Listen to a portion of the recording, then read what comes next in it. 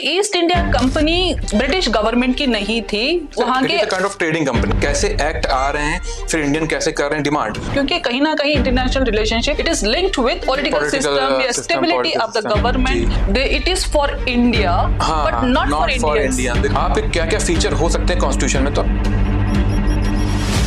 As we were discussing UPSC syllabus, we have already discussed preliminary examination syllabus for paper 1 and paper 2 और हमने mains का syllabus start किया है और हमने ऑलरेडी डिस्कस कर लिया है।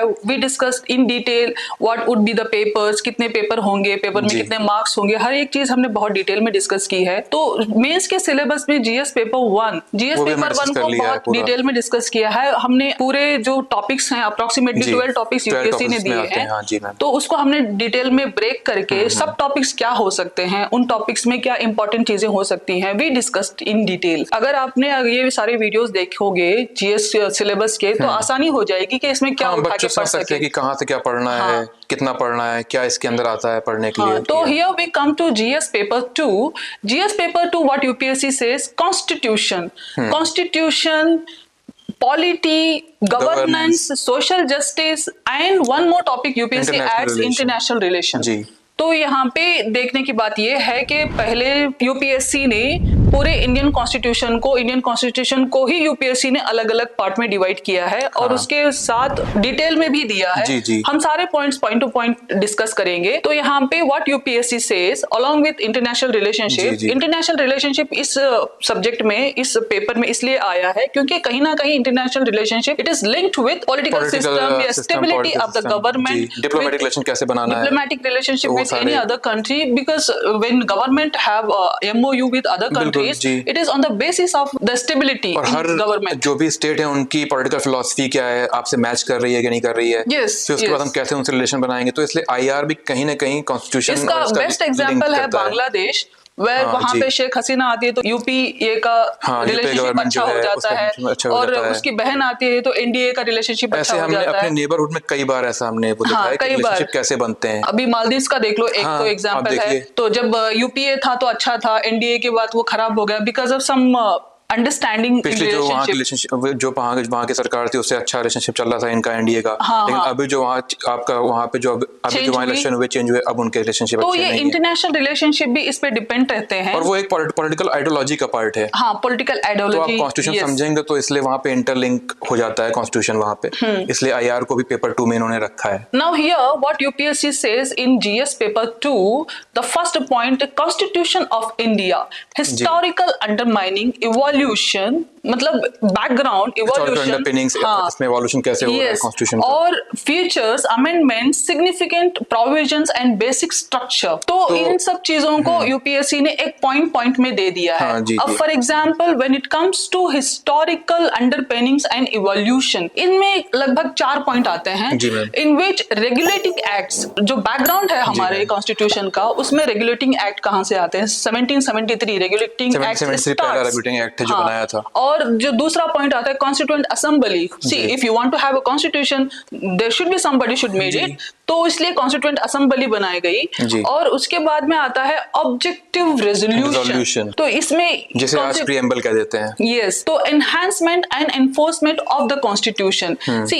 एक पॉइंट है हिस्टोरिकल अंडरपिनिंग्स एंड इवोल्यूशन, इसमें लगभग 4 पॉइंट्स हैं important which we have made what could be the points. तो इसका इलॉबरेशन जी मैम, इसमें ये है बेसिकली जैसे कि आपने बताया कि जो पहला पार्ट इसका है वो है कॉन्स्टिट्यूशन ऑफ इंडिया, उसमें हिस्टोरिकल अंडरपिनिंग, कैसे इवोल्यूशन हो रहा है आपके कॉन्स्टिट्यूशन का, फिर उसमें क्या फीचर्स हैं, क्या बेसिक स्ट्रक्चर उसका है, क्या उसमें ऑब्जेक्टिव आपके आ रहा है, उसमें प्रीएम्बल कैसे ऐड किया गया और उसमें कैसे कंट्रीब्यूशन किया गया। तो ये सारा पार्ट है।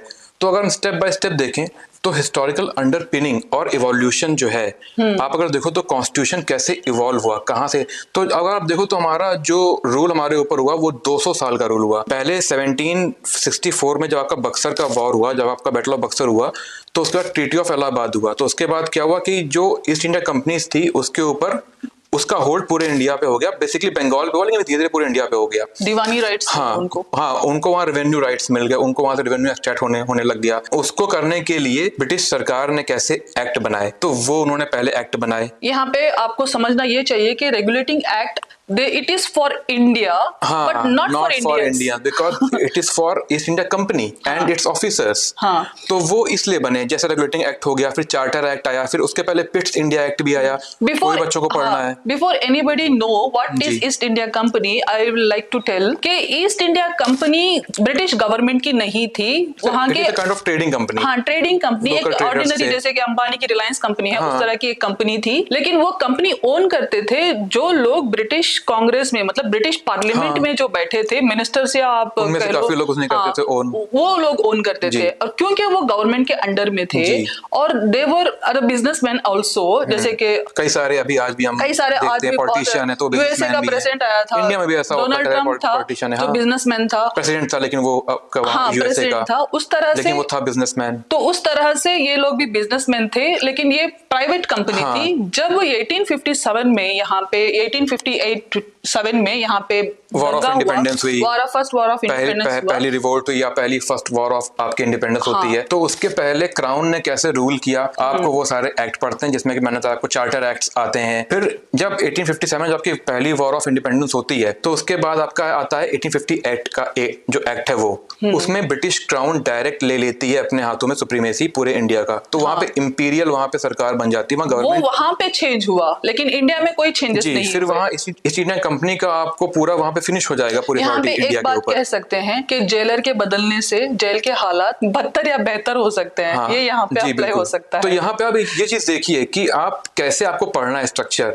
आप पहले पढ़ रहे हैं कि ईस्ट इंडिया कंपनीज ने जो रूल किया, उसके ऑफिसर ने जो रूल किया, तो उसके ऊपर ब्रिटिश क्राउन या ब्रिटिश पार्लियामेंट ने कैसे एक्ट बनाए, पहले आपको वो पढ़ने हैं। फिर जब ब्रिटिश क्राउन ने अपने हाथों में पूरा सोवरेनिटी ले ली ब्रिटिश आपके इंडिया की, तो उन्होंने कैसे एक्ट बनाए, कैसे चेंजेस किए, कैसे आपको पावर दी, कैसे इंडिया को इन्वॉल्व किया आपके प्रोसेस में, लेजिस्लेटिव प्रोसेस में, वॉइस राय बनाए गए, उनकी एग्जीक्यूटिव काउंसिल में कैसे इन्वॉल्व किया गया, ये सारा आपको पढ़ना है। फिर आप देखिए यहीं से लिंक कर दिया है इन्होंने इवोल्यूशन में कॉन्स्टिट्यूशन के, क्योंकि जब ब्रिटिश क्राउन के हाथों में अपने पावर आ गई और जब ये इंडियन को करने लगे इन्वॉल्व, तो इंडियन ने डिमांड भी शुरू की कि भाई जो कॉन्स्टिट्यूशन बनाएंगे वो हम अपने हाथ से खुद बनाएंगे, उसमें इंडियंस ही होंगे, कोई बाहर कोई आउटसाइडर नहीं होगा। तो इंडियन ने ये डिमांड करनी शुरू कर दी, जिसमें कि आपके एम.एन. रॉय आते हैं, आपके जवाहरलाल आपके आते हैं, आपके सुभाष चंद्र बोस आते हैं, कई सारे नाम आते हैं। ये हिस्टोरिकल बैकग्राउंड बहुत इंपॉर्टेंट है। और जो इवोल्यूशन हो रहा है, कॉन्स्टिट्यूएंट असेंबली, ये बहुत जरूरी है समझना, क्योंकि देखिए इवोल्यूशन आपको क्यों यहाँ पे लिंक करना है इससे आपको, क्योंकि आप कैसे एक्ट आ रहे हैं, फिर इंडियन कैसे कर रहे हैं डिमांड। तो जैसे अगस्त ऑफर आप ले लो, वहां पहली बार ये डिमांड उठती है कि कॉन्स्टिट्यूएंट बनाया जाए। फिर क्रिप्स ऑफ जो आपका ऑफर है 1942 का, वो आता है। फिर आपका वेवल प्लान आता है 1945 का। फिर आपका आता है कॉन्स्टिट्यूएंट असेंबली प्लान जो आपका है, वो आपका आता है। तो उसमें इंडियंस को ये बोला आता है कि आप अपना कॉन्स्टिट्यूशन बनाओ। तो ये आपका इवोल्यूशन का पार्ट है, लेकिन ये आपका हिस्टोरिकल जो अंडरपिनिंग है उससे लिंक्ड है। वर्ल्ड वॉर 2 था, उस ड्यूरेशन में ये सारी चीजें हो रही थी। उसके ड्यूरेशन में, उससे पहले डोमेन स्टेटस भी मिला गया था हमें, Nehru report has been rejected. 1928 की बात है। Indian constitution, before you read Indian constitution, before you pick Indian constitution, it is very important to go through entire history of Indian constitution. जो पेपर 1 का जो जीएस पेपर 1 का जो syllabus है, उसमें ये कॉन्स्टिट्यूशन सी एक बैकग्राउंड है। GS paper 1 is actually GS paper 2 का बैकग्राउंड है। तो अगर वो डिटेल में पढ़ेंगे तो ये इसको समझना, इंडियन कॉन्स्टिट्यूशन को समझना हिस्ट्री से लिंक्ड है पूरा ये, पूरा हिस्ट्री से लिंक्ड है। जैसा कि मैंने बताया कि यहाँ पे फिर इंडियन को ये पावर दी है कि आप अपना कॉन्स्टिट्यूशन बनाओ। अब देखिए आप इसमें क्या आ रहा है, इसमें एक पॉइंट और कि features of constitution of India.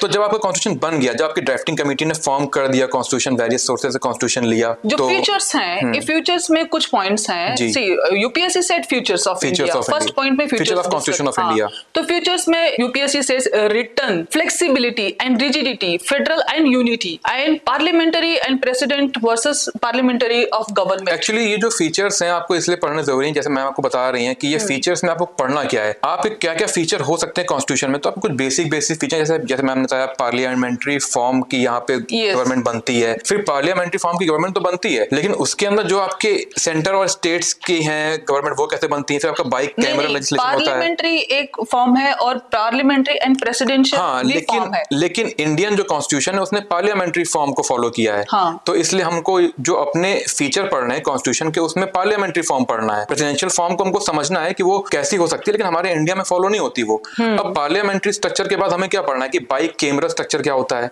क्योंकि आपका जो पार्लियामेंट है वो 2 पार्ट में होता है बटा, अपर हाउस आपका हो गया, लोअर हाउस हो गया। इस तरीके से आपको और भी फीचर पढ़ना है कि कॉन्स्टिट्यूशन क्या है, जैसे कि फंडामेंटल राइट हो गए, डीपीएसपी हो गए, प्रीएम्बल हो गया, सिटीजनशिप आपके राइट्स हो गए, एग्जीक्यूटिव्स हो गए स्टेट्स के, आपके सेंटर के, तो ये सारे आपको पढ़ने हैं। हिस्टोरिकल अंडरपिनिंग, तो फीचर की बात यहाँ कर लेते हैं जो कि हमारे टॉपिक 1 का ही पार्ट है कॉन्स्टिट्यूशन ऑफ इंडिया में। तो आप जैसा कहते हैं फीचर्स ऑफ इंडियन कॉन्स्टिट्यूशन, तो हाँ, तो आप देखो इसमें जो मैम कह रही है रिटन फीचर है, यानी लिखा हुआ है, और लेंथिएस्ट आपका रिटन है कॉन्स्टिट्यूशन।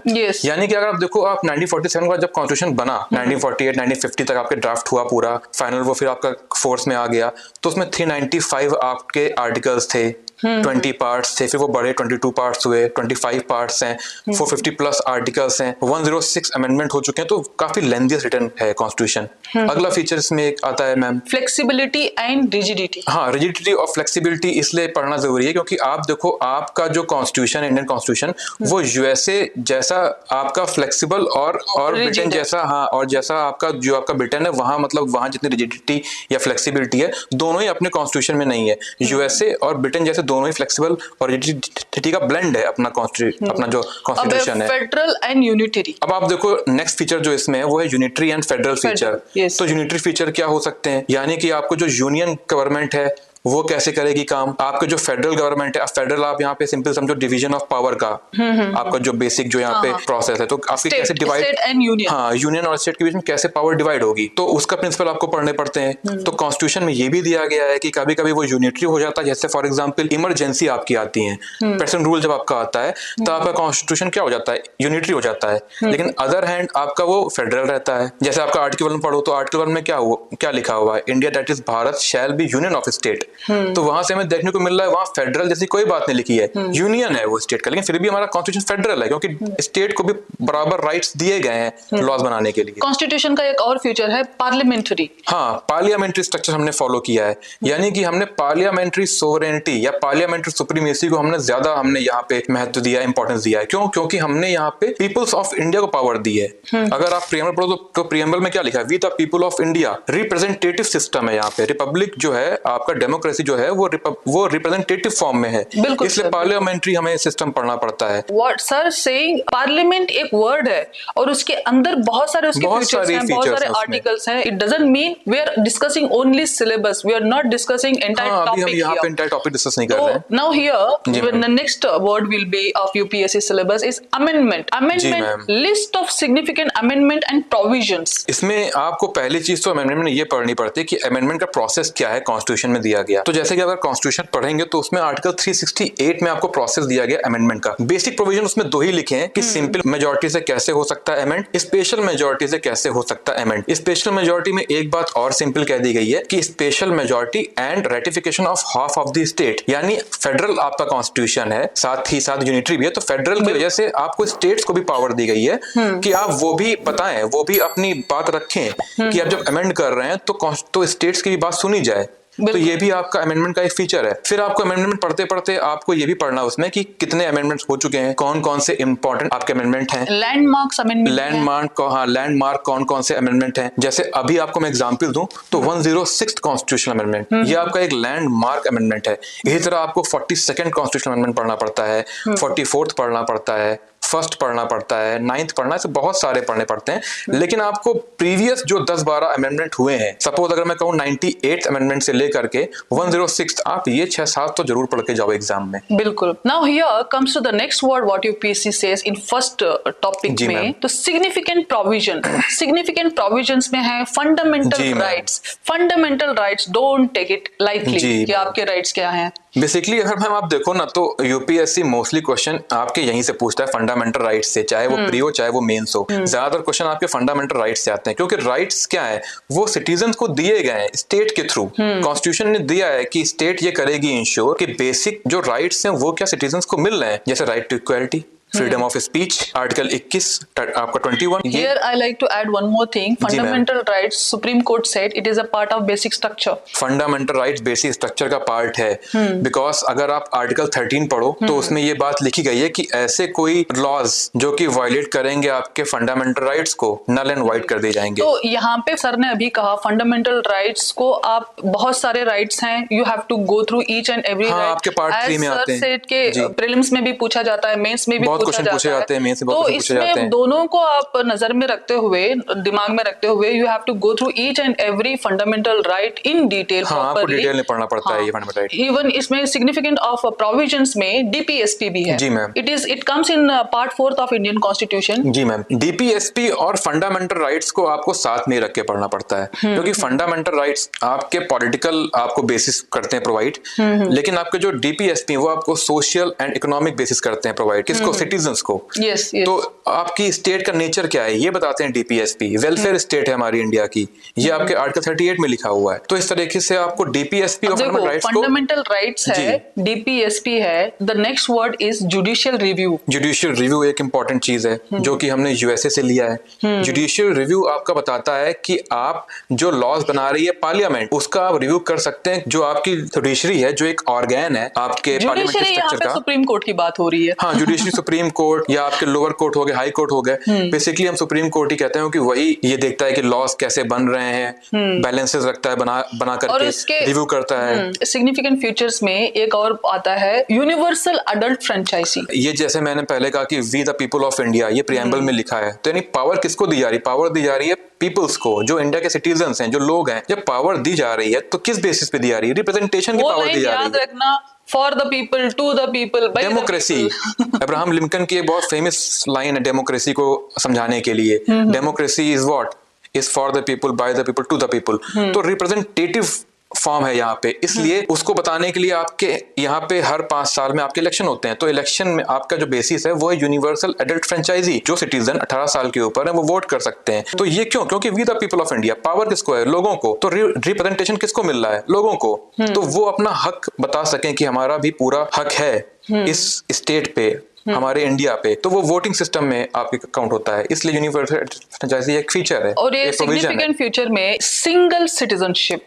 सिंगल सिटीजनशिप, इंडिया ने डुअल सिटीजनशिप फॉलो नहीं करी, जैसे कि आपको यूएसए में देखने को मिलती है। इंडिया ने जो सिस्टम फॉलो किया है वो सिंगल सिटीजनशिप का सिस्टम फॉलो किया है। सिंगल सिटीजनशिप में आपको ये कि आप देखो, आप कोई भी स्टेट यहाँ पे अलग नहीं है। किसी भी स्टेट में अगर आप रहते हो तो आपको सिंगल सिटीजनशिप आपको दी जाएगी। आप स्टेट के बेसिस पे सिटीजनशिप आपको नहीं दी जाएगी। आप इंडिया के आप सिटीजन हो, आप एक हो। तो अगर आप इन पावर का कर रहे हो डिस्ट्रीब्यूशन, तो प्रॉब्लम भी आएंगी, इश्यूज भी शुरू हो जाएंगी। बहुत आपकी स्टेट्स हैं साउथ इंडिया के जहाँ पे आए दिन वाटर क्राइसिस चलती रहती है और वाटर को लेकर के कई सारे आपके वहाँ पे वायलेंस होता रहता है। लेकिन इंडिया में क्या है, आपका जो सिटीजनशिप है वो होलिस्टिक है, एक है। आप स्टेट बेसिस पे अलग से आप सिटीजनशिप राइट्स नहीं मांग सकते। जरूरी नहीं कि हर एक स्टेट में हो हाई कोर्ट। स्टेट अलग चीज है और जुडिशरी का जो जुडिशियल सिस्टम है वो अलग चीज है। इमरजेंसी आप देखो, ये आपका बहुत ही इंपॉर्टेंट प्रोविजन है। ये आपका पार्ट 20 में आता है।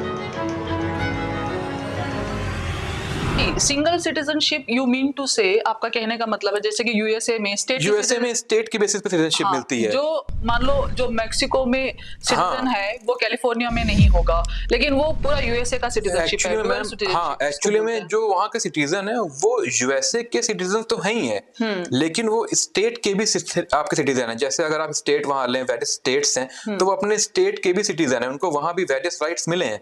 लेकिन इंडिया में क्या है, आपका जो सिटीजनशिप है वो होलिस्टिक है, एक है। आप स्टेट बेसिस पे अलग से आप सिटीजनशिप राइट्स नहीं मांग सकते।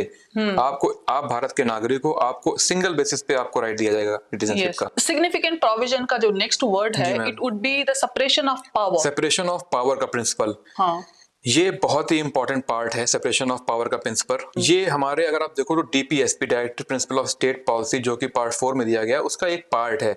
उसमें आर्टिकल 50 में आपको बताया गया कि सेपरेशन ऑफ पावर जुडिशरी और एग्जीक्यूटिव के बीच में। फिर अगर आप और एलोबरेटिव देखो, तो जो कि आपको पढ़ना ही पड़ता है, प्री में आप पढ़ोगे, मेंस में पढ़ोगे, आपको मेंस में आंसर राइटिंग करनी पड़ेगी, तो आपको सेपरेशन ऑफ पावर का पूरा प्रिंसिपल पढ़ना पड़ता है, जो कि माउंटेक्स का प्रिंसिपल है, जिसमें उसने 3 टियर स्ट्रक्चर दिया है सेपरेशन ऑफ पावर का, कि जो वेरियस ऑर्गेन होंगे आपके, union list, state list and हाँ, वो भी एक चीज में है, वो डिवीजन ऑफ पावर का प्रिंसिपल है। सेपरेशन ऑफ पावर में थोड़ा इससे अलग आ जाती हैं चीजें। सेपरेशन ऑफ पावर में जो आता है, इसमें आपके 3 ऑर्गेन होते हैं, जैसे कि parliament, judiciary and executive, legislature, executive, judiciary. हाँ, तो आपके इनको कैसे पावर दी जाएगी, क्या क्या फंक्शंस इनके होंगे, ये तीनों अपने में सुप्रीम है। तीनों, कोई ना छोटा है, कोई ना बड़ा है।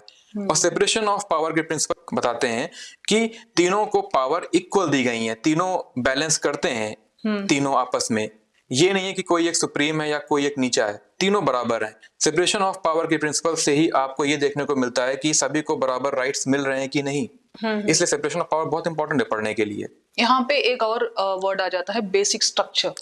बेसिक स्ट्रक्चर, एक मैम, ये बेसिक स्ट्रक्चर जो है वो हर यूपीएससी के बच्चे को पढ़ना ही पड़ता है। डॉक्ट्रिन ऑफ बेसिक स्ट्रक्चर, उसमें आपको सबसे पहले पढ़ना पड़ता है कि ये चीज कि बेसिक स्ट्रक्चर जो है वो कॉन्स्टिट्यूशन में आया कैसे। तो ये कॉन्स्टिट्यूशन में पहले नहीं था, ये इवॉल्व हुआ है। और इवॉल्व कहाँ से हुआ है आपको ये पढ़ना पड़ता है। ये इवॉल्व आपका हुआ है केस से। वो केस आपका है केशवानंद भारती केस। लगभग सारे बच्चे या मोस्टली बच्चे जो यूपीएससी की प्रिपरेशन में आते हैं वो ये केस जरूर पढ़ते हैं, केशवानंद भारती जो आपका है केस। उसमें ये देखते हैं कि कैसे doctrine of basic structure evolve हुई। इवॉल्व मैं इसलिए बोल रहा हूँ बार बार क्योंकि ये पहले पार्ट नहीं था कॉन्स्टिट्यूशन का, ये बाद में ऐड किया गया है, लेकिन ये कॉन्स्टिट्यूशन में कहीं मेंशन नहीं है। ये इसलिए जरूरी है, जो आपके अदर ऑर्गेन्स हैं जैसे पार्लियामेंट या एग्जीक्यूटिव, अगर वो कोई लॉ बनाते हैं या अगर इम्प्लीमेंटेशन उनके थ्रू हो रहा है तो वो क्या गलत तो नहीं हो रहा है, उससे क्या वायलेशन तो नहीं हो रहा है किसी भी प्रोविजन का। या अगर मैं ज्यादा स्पेसिफिकली बोलूं, in other words you can say check and balance. अगर मैं और स्पेसिफिकली बोलूं तो फंडामेंटल राइट्स का वायलेशन तो नहीं हो रहा है इनके लॉस से या इनके इम्प्लीमेंटेशन से। यहाँ मैं कहना चाह रहा हूँ लेजिस्लेटिव और एग्जीक्यूटिव के।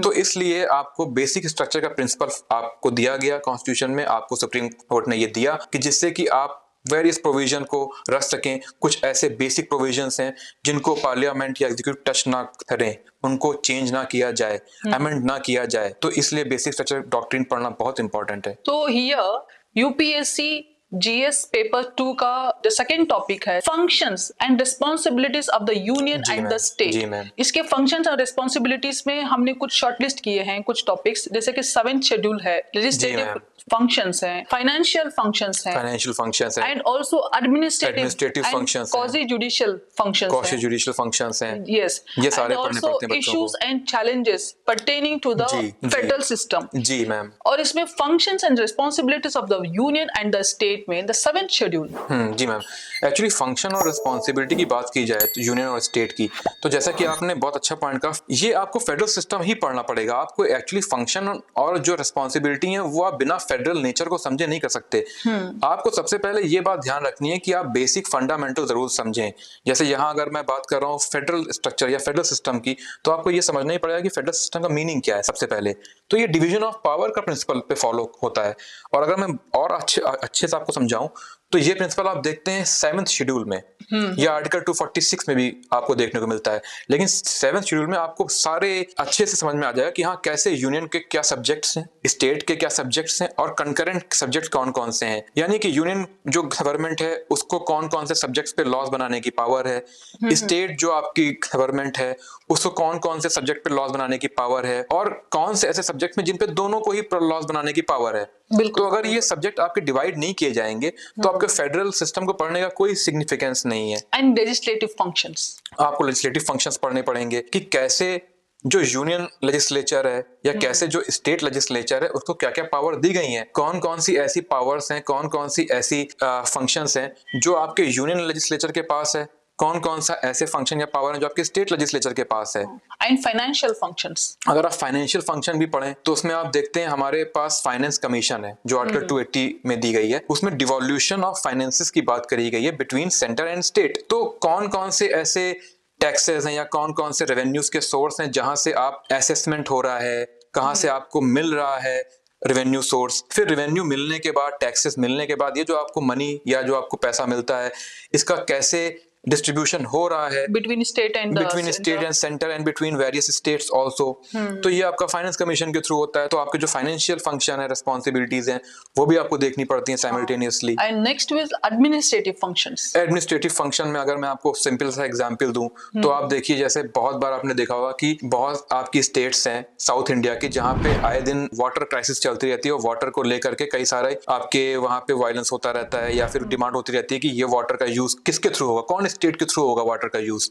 तो उसके लिए आपकी बनाई गई है एडमिनिस्ट्रेटिव ट्राइब्यूनल्स। ये क्या है? ये एक एडमिनिस्ट्रेटिव फंक्शन का पार्ट है। And judicial and quasi-judicial. अगर आप जुडिशियल एंड क्वासी जुडिशियल अगर आप फंक्शन को देखो, रेस्पॉन्सिबिलिटीज को देखो, तो उसमें आपका एक हायरार्की आपको मिलती है कि कैसे लोअर आपके जुडिशरी है, फिर आपका हाई कोर्ट पहुंचता है, फिर आपका Low supreme to court high, पहुंचता हाँ, है। high. तो ये जुडिशरी का जो आपका इंडिपेंडेंसी है और जो एक हायरार्की है, ये अगर आप देखोगे तो बिल्कुल इंटरलिंक्ड है। तो ये छोटे लेवल से हो करके, ग्रास रूट लेवल से हो करके स्टेट के हायर लेवल पे पहुंचता है, फिर सेंटर के हायर लेवल पे पहुंचता है। यहाँ पे जो हाई कोर्ट है, लोग समझते हैं, बहुत सारे लोगों को एक कंफ्यूजन रहता है कि हर स्टेट में एक हाई कोर्ट होता है। नहीं, ऐसा हाँ, नहीं ऐसा है। जरूरी नहीं है। जरूरी नहीं कि हर एक स्टेट में हो हाई कोर्ट। स्टेट अलग चीज है और जुडिशरी का जो जुडिशियल सिस्टम है वो अलग चीज है। कई जगह पे ऐसा हुआ है कि बहुत सारे यूनियन टेरिटरीज और बहुत सारे मल्टीपल स्टेट्स को मिला के एक ही हाई कोर्ट होता है। फॉर एग्जाम्पल नॉर्थ ईस्ट है और फॉर एग्जाम्पल लक्षद्वीप में कोई हाई कोर्ट नहीं है। अंडमान निकोबार आप देख लो आप, जुडिशरी का अलग से सिस्टम है, हायरार्की है पूरी वो एक।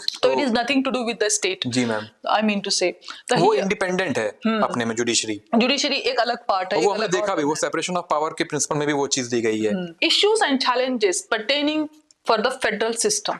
जो फेडरल स्ट्रक्चर है उसके issues and challenges pertaining to the federal structure, इसमें कोऑपरेटिव एंड कॉम्पिटिटिव दो पॉइंट है। जी मैम, पहले जैसे हमने डिस्कस किया कि फेडरल स्ट्रक्चर क्या होता है, तो हमने देखा कि ये डिवीजन ऑफ पावर के प्रिंसिपल पे करता है फॉलो। डिवीजन ऑफ पावर किस चीज का आपको करना है? एडमिनिस्ट्रेटिव पावर्स का करना है और फाइनेंशियल पावर्स का मेनली आपको करना है डिवीजन ऑफ पावर में।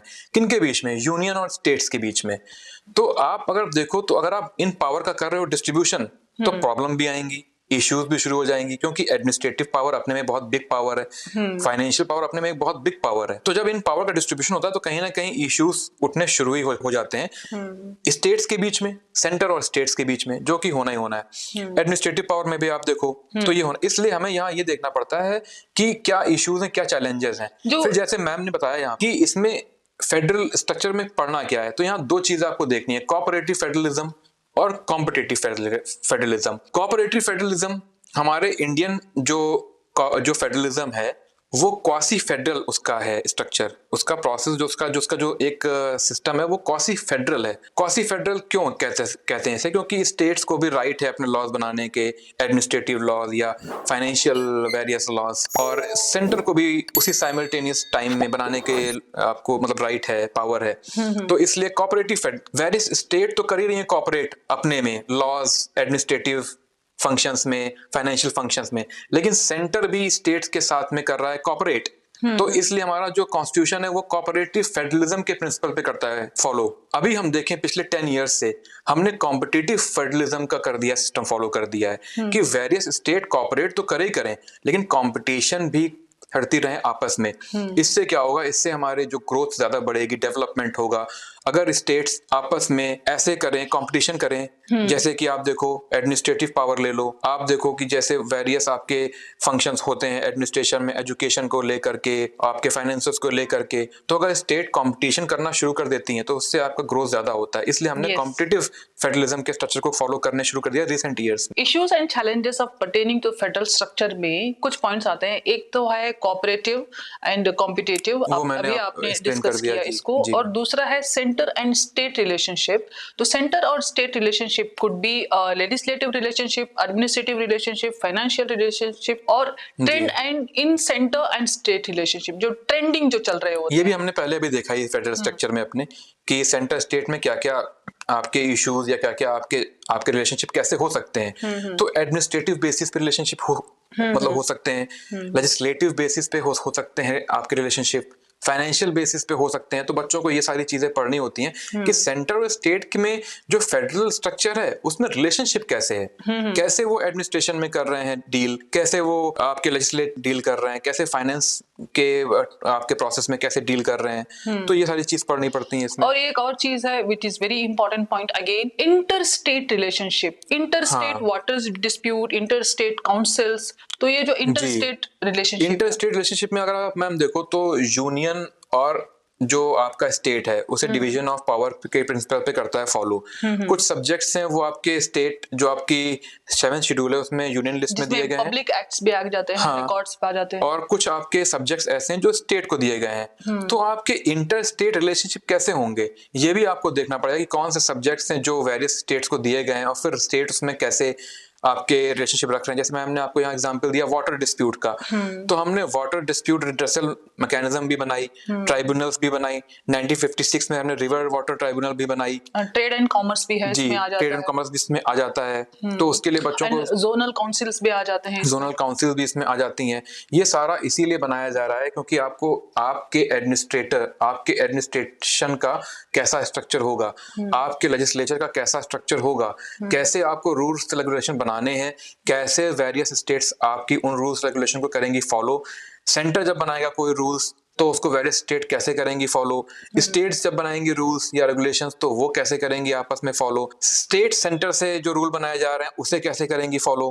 तो इसलिए यहाँ पे ये सारे inter relation, centre state relation आपको पढ़ने पड़ते हैं। नेक्स्ट पॉइंट आता है इमरजेंसी प्रोविजंस। हाँ जी मैम, इमरजेंसी आप देखो ये आपका बहुत ही इंपॉर्टेंट प्रोविजन है। ये आपका पार्ट 20 में आता है। आपके 3 बेसिक टाइप की आपकी होती हैं आपकी इमरजेंसी। नेशनल इमरजेंसी पहली होती है, आपके प्रेसिडेंशियल रूल होता है जो जिसे हम स्टेट इमरजेंसी भी कहते हैं। तीसरी आपकी फाइनेंशियल इमरजेंसी भी होती है। सारे आपके आर्टिकल 352 से लेकर के 360 में दिए गए। इमरजेंसी प्रोविजन के साथ साथ रोल ऑफ गवर्नर भी है। हाँ, गवर्नर का इसमें बहुत रोल है। गवर्नर ही ये बताता है कि कब वो टाइम आ गया है कि अब ये पर्टिनेंट हो चुका है, अब ये इंपॉर्टेंट हो चुका है कि अब स्टेट में इमरजेंसी लगाई जाए।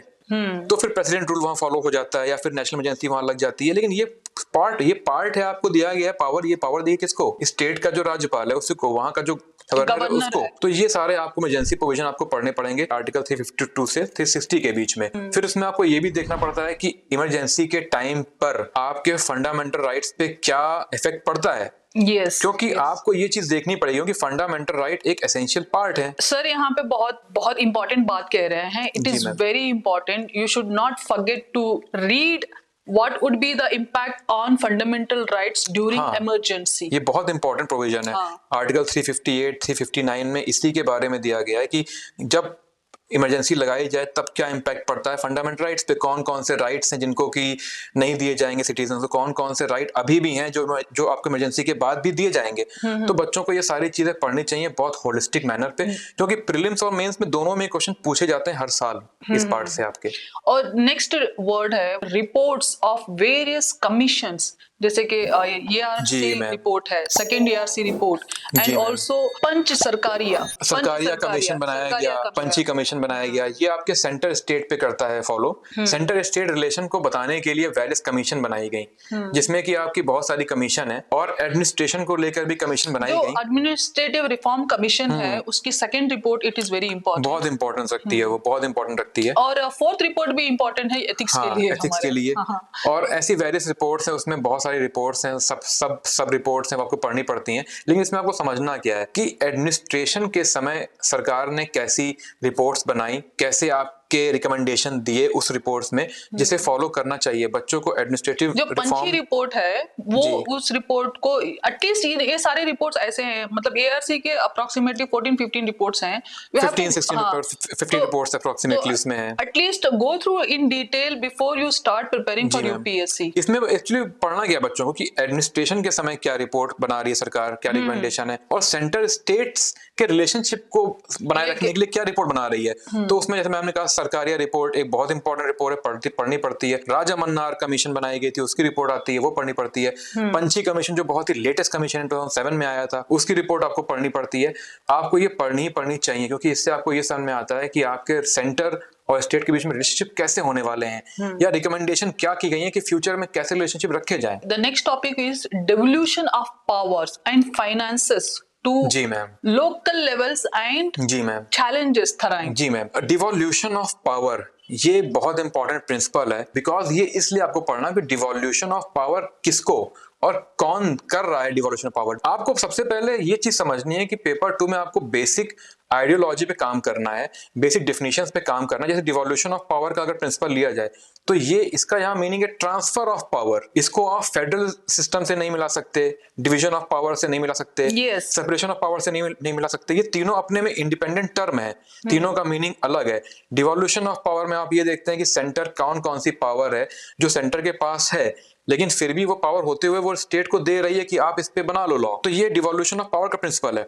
अब स्टेट में जब वो पावर मिल गई तो लोकल लेवल पे, ग्रास रूट लेवल पे म्युनिसिपैलिटी, पंचायत को स्टेट वो पावर कैसे कर रही है ट्रांसफर, कि ठीक है चलो अब आप लोकल लेवल पे इस पावर के लिए लॉज बना लो। जबकि ये पावर किसकी है? पावर थी स्टेट की कहीं ना कहीं, लेकिन वो डिवॉल्व कर रही है, अपने ट्रांसफर कर रही है पावर को, जिसमें law बनाने एक के लिए। इम्पोर्टेंट रोल आ जाता है, role of state finance commission का भी। हाँ, स्टेट फाइनेंस कमीशन का रोल इसमें काफी इंपॉर्टेंट है। स्टेट इलेक्शन कमीशन का भी इसमें रोल काफी इंपॉर्टेंट है, क्योंकि devolution 11th 12th schedule also. हाँ, बिकॉज ये चीजें इसलिए करनी जरूरी है क्योंकि 11th 12th शेड्यूल में आपके पंचायती राज सिस्टम के बारे में Yes. दिया गया है कि कौन से ऐसे सब्जेक्ट्स हैं जो पंचायत के पास दिए गए हैं और कौन से ऐसे सब्जेक्ट हैं, ये दिया गया आपके 12th शेड्यूल में। म्युनिसिपैलिटीज के पास कौन से सब्जेक्ट हैं, तो 11th और 12th शेड्यूल में आपको वेरियस सब्जेक्ट्स पढ़ने पड़ते हैं कि पंचायती राज यानी विलेज लेवल पे जो आपकी ऑर्गेनाइजेशन है, जो आपकी इंस्टीट्यूशन है, उन्हें कौन से सब्जेक्ट्स दिए गए हैं, कौन से लॉज रूल्स बनाने की पावर दी गई है, और फिर आपके जिला लेवल पे, आपके डिस्ट्रिक्ट लेवल पे जो म्युनिसिपैलिटीज हैं उन्हें कौन से रूल्स रेगुलेशन बनाने के लिए सब्जेक्ट्स दिए गए हैं, पावर दी गई है। इसीलिए आपको 11th 12th शेड्यूल पढ़ने पड़ते हैं। हाँ। और ये भी डिवोल्यूशन ऑफ पावर का ही प्रिंसिपल है। तो इसलिए आप उनको वायलेट नहीं कर सकते, आप उनके नेचर को नहीं कर सकते चेंज। क्या फाइनेंसेस जो हम लोग दे रहे हैं या जो स्टेट गवर्नमेंट दे रही है या जो सेंट्रल गवर्नमेंट दे रही है, क्या वो आपके सही है? तो आपको उसी समय साइमल्टेनियसली ये भी तो पढ़ना पड़ेगा कि आपके स्टेप्स क्या लिए जा रहे हैं इंप्रूव करने के लिए उस परफॉर्मेंस को। कंपोजिट वाटर मैनेजमेंट इंडेक्स निकाली, एजुकेशन इंडेक्स निकाली। ये इंडेक्स क्यों निकाल रही है आपकी नीति आयोग? उसमें ये कॉन्स्टिट्यूशन में एक्सप्रेसली दे दिया गया है, separation of power between judiciary and executive.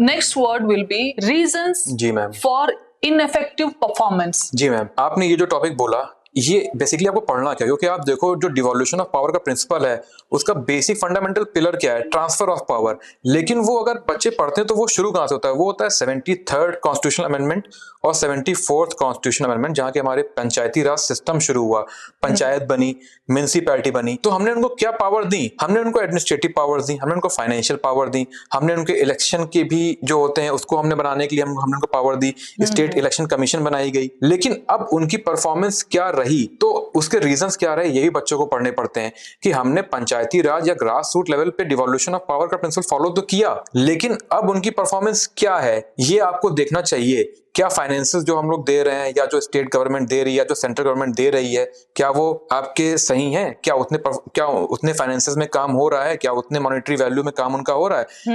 क्या एडमिनिस्ट्रेटिव पावर जो दी जा रही है क्या वो उतनी आपकी सफिशिएंट है? तो इसलिए आप देखो तो आपको ये देखने पड़ते हैं इसके बाद कि स्टेप्स क्या ले रही है सरकार। अगर आपके रीजंस हैं इनइफेक्टिव परफॉर्मेंस के तो सरकार ने कुछ स्टेप्स भी लिए होंगे, जैसे कि आप देखो पंचायती डिवोल्यूशन इंडेक्स भी नीति आयोग ने निकाली है ये बताने के लिए कि क्या परफॉर्मेंस है डिवोल्यूशन ऑफ पावर के बाद, पंचायती राज सिस्टम की क्या परफॉर्मेंस है। तो ये वेरियस आपको स्टेप्स भी पढ़ने पड़ते हैं इसमें। तो next will be that step that can be taken to improve their performance. ये जैसा मैंने अभी आपको बताया कि जब बच्चे ये पढ़ेंगे कि रीजन क्या है इनइफिशिएंट परफॉर्मेंस के पंचायती राज सिस्टम के, क्योंकि हम डिवोल्यूशन ऑफ पावर का प्रिंसिपल पढ़ रहे हैं, तो आपको उसी समय साइमल्टेनियसली ये भी तो पढ़ना पड़ेगा कि आपके स्टेप्स क्या लिए जा रहे हैं इंप्रूव करने के लिए उस परफॉर्मेंस को। अगर इनइफिशिएंट परफॉर्मेंस हो रही है तो उसको ठीक करने के लिए सरकार क्या वेरियस स्टेप्स ले रही है, तो आपको यहाँ वो भी साइमल्टेनियसली पढ़ने पड़ते हैं। जैसे आप देखो, अगर मैं आपको एग्जांपल दे दूं, यहाँ पे कंपोजिट वाटर मैनेजमेंट इंडेक्स निकाली, एजुकेशन इंडेक्स निकाली। ये इंडेक्स क्यों निकाल रही है आपकी नीति आयोग? क्योंकि ये यही दिखा रहे हैं कि जो आपके पंचायती राज इंस्टीट्यूशन है वो अभी कितना ग्रास रूट लेवल पे कितना वर्क करना बाकी है, या अभी और कितनी ग्रोथ हो चुकी है और कितनी ग्रोथ होनी बाकी है। तो ये चीजें पढ़नी पड़ती हैं। Now here we come to GS paper 2 third topic. Third topic है separation of powers between various organs. तो इसमें we have divided 4 topics. एक doctrine of separation of power, separation of power in Indian Constitution, doctrine of check and balances. Check and balances. provision for checks and balances in Indian Constitution. हाँ, तो जैसे आपने इसमें बताया कि separation of power, separation of power. Doctrine of separation of power ये अपने में एक बहुत ही एसेंशियल पिलर है हमारे कॉन्स्टिट्यूशन का और हमारे पॉलिटिकल सिस्टम का, हमारे पार्लियामेंट्री सिस्टम का। ये पढ़ना जरूरी इसलिए क्योंकि आप अगर देखो तो आपके जो स्टेट है इंडिया, उसमें 3 ऑर्गेन्स हैं बेसिकली। आपका पहला है आपका लेजिस्लेटिव ऑर्गेन, दूसरा आपका एग्जीक्यूटिव ऑर्गेन, तीसरा आपका है जुडिशरी। तो जो आपका लेजिस्लेटिव ऑर्गेन है उसका काम क्या है? लॉज बनाना, कैसे लॉ बनेंगे, क्यों बनेंगे, क्या नीड है बनने की। सेकंड जो आपका ऑर्गेन है वो एग्जीक्यूटिव ऑर्गेन है, उसका काम क्या है कि इम्प्लीमेंट करना, एग्जीक्यूट करना। जो लॉ आपका बनाए जा रहे हैं लेजिस्लेचर के थ्रू, उसे कैसे एग्जीक्यूट करना है, कैसे इंप्लीमेंट करना है। अब आपका थर्ड आता है जुडिशियल ऑर्गेन, उसका काम क्या है कि ये दोनों यानी लेजिस्लेचर और एग्जीक्यूटिव अपने अपने काम अगर ठीक से नहीं कर पा रहे हैं, यानी कि अगर लॉ ठीक से नहीं बना पा रहे हैं, एग्जीक्यूट ठीक से नहीं कर पा रहे हैं, तो जुडिशरी काम क्या है कि उसको देखना कि कहीं कोई प्रिंसिपल का वायलेशन तो नहीं हो रहा, कॉन्स्टिट्यूशनल प्रिंसिपल का या प्रोविजन का। तो ये चेक एंड बैलेंस के प्रिंसिपल पे करता है फॉलो सेपरेशन ऑफ पावर का प्रिंसिपल, जो कि हमने जो लिया है वो हमने मॉन्टेक्स के 3 टियर सिस्टम से लिया है। सेपरेशन ऑफ पावर के 3 टियर सिस्टम से लिया है, वो मॉन्टेक्स ने दिया था। Separation of power in Indian constitution है। हाँ, इंडियन कॉन्स्टिट्यूशन में अब आप पढ़ेंगे सेपरेशन ऑफ पावर, तो आप उसमें एक बहुत ही इंपॉर्टेंट आर्टिकल है जो कि आपके directive principle of state policy में दिया गया, आर्टिकल 50। उसमें ये कॉन्स्टिट्यूशन में एक्सप्रेसली दे दिया गया है separation of power between judiciary and executive. ये आपके एक्सप्रेसली मेंशन्ड है। तो ये आपको देखना होता है कि सेपरेशन ऑफ पावर किन किन के बीच में, लेकिन जैसा मैंने आपको बताया कि 3 ऑर्गेन्स के बीच में सेपरेशन ऑफ पावर। तो आप देखो, आपको वेरियस ऐसे आर्टिकल्स देखने को मिलेंगे जहां पे कहीं पावर दी जा रही है जुडिशरी को लॉ बनाने की, उसी जगह आपके पार्लियामेंट को भी पावर दी जा रही लॉ बनाने की, क्योंकि चेक एंड बैलेंसेस का प्रिंसिपल फॉलो किया गया है कि अगर पार्लियामेंट कोई लॉ बना रही है, बिल पास किया पार्लियामेंट ने, प्रेसिडेंट ने जो कि आपका एग्जीक्यूटिव का पार्ट है, पार्लियामेंट जो कि आपका लेजिस्लेचर का पार्ट है, पार्लियामेंट ने कोई लॉ बनाया, प्रेसिडेंट ने उसको अपना एसेंट दिया, आपका बन गया एक्ट। अब क्या वो एक्ट फंडामेंटल राइट या कॉन्स्टिट्यूशन के वेरियस प्रोविजन पे खरा उतरता है, वायलेट तो नहीं कर रहा है? तो अब ये चेक करेगा कौन? ये चेक करेगा आपका जुडिशरी। तो आपको यही चीजें पढ़नी सेपरेशन ऑफ पावर के प्रिंसिपल। तो इसमें you can add doctrine of check and balances. Doctrine of check and balances मैंने आपको बता ही दिया। Check and balances in Indian constitution, Indian constitution में वो मैंने आपको बता ही दिया कि उसमें कैसे तो इसके साथ you can add a few more things related judgements, जिसमें गोलकनाथ केस है, केशवानंद भारती केस है। बेसिक स्ट्रक्चर डॉक्ट्रिन, अगर आप ये देखो तो बेसिक स्ट्रक्चर डॉक्ट्रिन आपकी क्या है? वो चेक एंड बैलेंसेस के प्रिंसिपल पे ही है, उसका पूरा बेसिस वही है, चेक एंड बैलेंसेस का प्रिंसिपल। क्योंकि जब आपके पार्लियामेंट ने ऐसे लॉज बनाए जो कि करते हैं आपके वायलेट फंडामेंटल राइट्स को, जो कि दिया गया आर्टिकल 13 में, और फंडामेंटल राइट आपके वो आपके बेसिक प्रोविजन है जो कि फंडामेंटल है आपके कॉन्स्टिट्यूशन के लिए। तो इसलिए आप उनको वायलेट नहीं कर सकते, आप उनके नेचर को नहीं कर सकते चेंज। इसलिए बेसिक स्ट्रक्चर क्या बताता है डॉक्ट्रिन कि आपका जो लॉ बनाए जा रहे हैं वो वायलेट तो नहीं कर रहे हैं बेसिक प्रोविजंस को। तो यही आपका सेपरेशन ऑफ पावर का प्रिंसिपल है। तो इसमें आपके कुछ इंपॉर्टेंट केसेस हैं, जो गोलकनाथ केस है, केशवानंद भारती केस है, इंदिरा गांधी वर्सेस राजनारायण केस है, मेनका गांधी केस भी आप ले लीजिए, मेनका गांधी केस 21 को लेकर के, राम जवाया कपूर, ये भी एक केस आपका आता है। हाँ, पंजाब, इसमें भी आपके पार्लियामेंट्री स्ट्रक्चर और आपके वेरियस चीजों को बताया गया है। ये रिलेटेड केसेस यूनियन स्टेट्स के बीच में है। To discuss this cases in detail. अभी तो हम आपको सिलेबस बता रहे हैं, इसलिए हम हर चीज आपको यहाँ पे इतना एग्जॉस्टिव नेचर में नहीं बताना चाहेंगे कि आपको सुनकर के बहुत बड़ा लगने लग जाए। आप बस सोचो, आपको क्रक्स पढ़ना है। मैंने आपको बताया कि आपको बेसिक आइडियोलॉजी लेनी सबसे पहले, डेफिनेशंस, आइडियोलॉजीज, फिलॉसफीज। कॉन्स्टिट्यूशन में आपकी बेसिक 3 फिलॉसफीज आपकी फॉलो होती हैं, Gandhian philosophy, liberal philosophy, socialist philosophy. तो आप पहले फिलॉसफी समझो कि कॉन्स्टिट्यूशन कैसे बना, कैसे एक्ट उसके पीछे लगे हैं, कौन से लॉज लगे हैं, क्या उसका इवोल्यूशन का प्रोसेस है। आप पहले बेसिक चीजें समझो, फिर आप बाकी चीजों पे आओ कि कॉन्स्टिट्यूशन में क्या प्रोविजंस हैं। You can add dispute redressal mechanism and institutions. इसमें आरटीआई है, पीआईएल है, ट्रिब्यूनल्स एक्सेट्रा, वो सारी चीजें आती हैं। डिस्प्यूट रिड्रेसल सिस्टम ये बहुत इंपॉर्टेंट फीचर है, आपको पढ़ना चाहिए। ये बहुत इंपॉर्टेंट टॉपिक है। ये आपको पढ़ना क्यों? क्योंकि आप देखो जुडिशरी जो आपकी है वो एडवर्सरियल सिस्टम पे होती है फॉलो। उसमें एडवर्सरियल से मेरा यहाँ मतलब ये है कि दो पार्टीज होंगी, एक विक्टिम होगी, एक एक्यूज्ड होगी, विटनेसेस होंगे, एविडेंशियरी वैल्यूज आपकी वहां पूछ जाएंगे कि भाई साहब एविडेंस बताओ क्या है। लेकिन जो आपका डिस्प्यूट रिड्यूसल सिस्टम जो है, या फिर आपका जो ADR अल्टरनेट डिस्प्यूट रिड्यूसल सिस्टम है, इसमें ये आपका नॉन एडवर्सरियल है। इसमें आपको ये नहीं करना है फॉलो कि एविडेंस क्या है और विटनेस क्या है। इसमें पार्टीज को ये फ्रीडम दिया जाता है कि वो बहुत ही इजीली कंफर्टेबल अपने डिस्प्यूट को रिजॉल्व कर सकें, कम से कम टाइम में, कम से कम मनी में। और तो और जो आपका एडवर्सरियल सिस्टम जुडिशियल, वो बाइंडिंग नेचर का होता है। यहाँ ये बाइंडिंग नेचर का नहीं होता है, तो काफी फ्रीडम यहाँ मिलता है, काफी आसानी से आपका डिस्प्यूट का निपटारा हो जाता है। और इसको वजह भी आपको पढ़ना क्यों है, क्योंकि आप देखो जुडिशरी में ऑलरेडी बहुत पेंडिंग केसेस हैं। भले आपका जुडिशरी काफी बिग स्ट्रक्चर है इंडिपेंडेंट, लेकिन बहुत पेंडिंग वहां केसेस हैं। इसलिए आपके जुडिशरी ने कुछ सिस्टम फॉलो किए, PIL का सिस्टम फॉलो किया, पब्लिक इंटरेस्ट आपका जो लिटिगेशन है वो आपका सिस्टम फॉलो किया। जॉली LLB2, हाँ, आप वो मूवी देख के समझ सकते हैं, उसमें वो आपके PIL फॉलो उसमें करते रहते हैं। लेकिन यहाँ आपको दो चीजें और पढ़नी पड़ेंगी बहुत important, article 32, article 226 writ petition. I always tell people to watch movies. You get a lot of knowledge. तो आपको रिट पिटीशन भी यहाँ देखनी पड़ेंगी बराबर, रिट पिटीशन क्या है।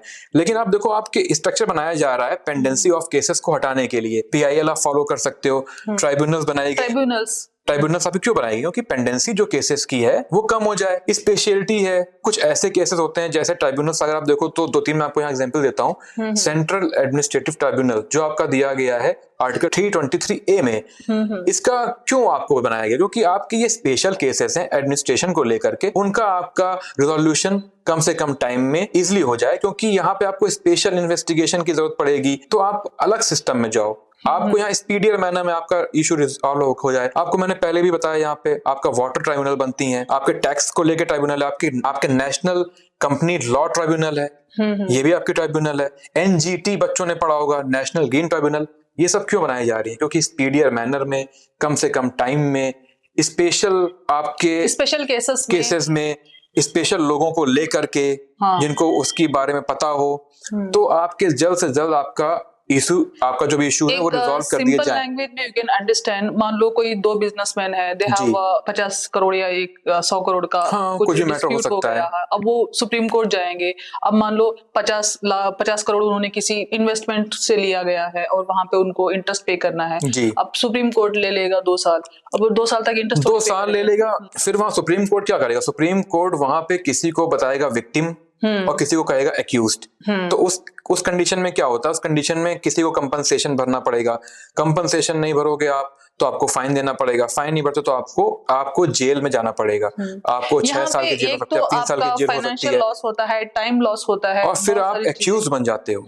सबसे बड़ी चीज तो यहाँ पे ये, इसलिए ADR में आपको और बता दूं, ये आपका सिविल प्रोसीजर लॉ का पार्ट है। सेक्शन 89 में आपके आता है, उसमें आपके कुछ 5-6 आपके ADR के प्रोसेस दिए गए, जैसे आर्बिट्रेशन, कंसिलिएशन, निगोशिएशन, लोक अदालत, ये सारे आपके वहां दिए गए हैं। और भी आपके 1-2 वहां पर हैं, तो आपको ये सारे यहाँ पढ़ने पड़ते हैं। UPSC अक्सर मैम ये क्वेश्चन पूछता है मेंस में कि लोक अदालत के बारे में आप बताओ, कुछ वहां क्वेश्चन पूछता है आर्बिट्रेशन के बारे में बताओ कि इंडिया में आर्बिट्रेशन का क्या चल रहा है, कैसे बनाए गए हैं लॉस। जैसे आर्बिट्रेशन कंसिलिएशन एक्ट 1996 में बनाया गया था, उसमें वापस अमेंडमेंट किया जा रहा है, तो 2023 में भी अमेंडमेंट किया गया, 19 में भी किया गया आपके अमेंडमेंट, कि आपके डिस्प्यूट रिजोल्यूशन सिस्टम को कितना ईजी बनाया जाए, कितना लीनियंट बनाया जाए, कितना इफेक्टिव बनाया जाए, कितना टाइम बाउंड मैनर में डिस्प्यूट आपके रिजॉल्व हो जाए, लोगों को ज्यादा परेशानी ना हो। तो ये भी एक आपका सिस्टम है। You can seek help from these tribunals. So now here what UPSC says in GS paper 2, the 4th point of UPSC is comparison of Indian constitutional scheme. Comparison of Indian constitutional scheme with that of other countries, parliament and state legislature. जब हम feature पढ़ते हैं constitution के ma'am, तो हम feature में एक बात पढ़ते हैं कि हमारा कॉन्स्टिट्यूशन को अडॉप्ट किया गया है।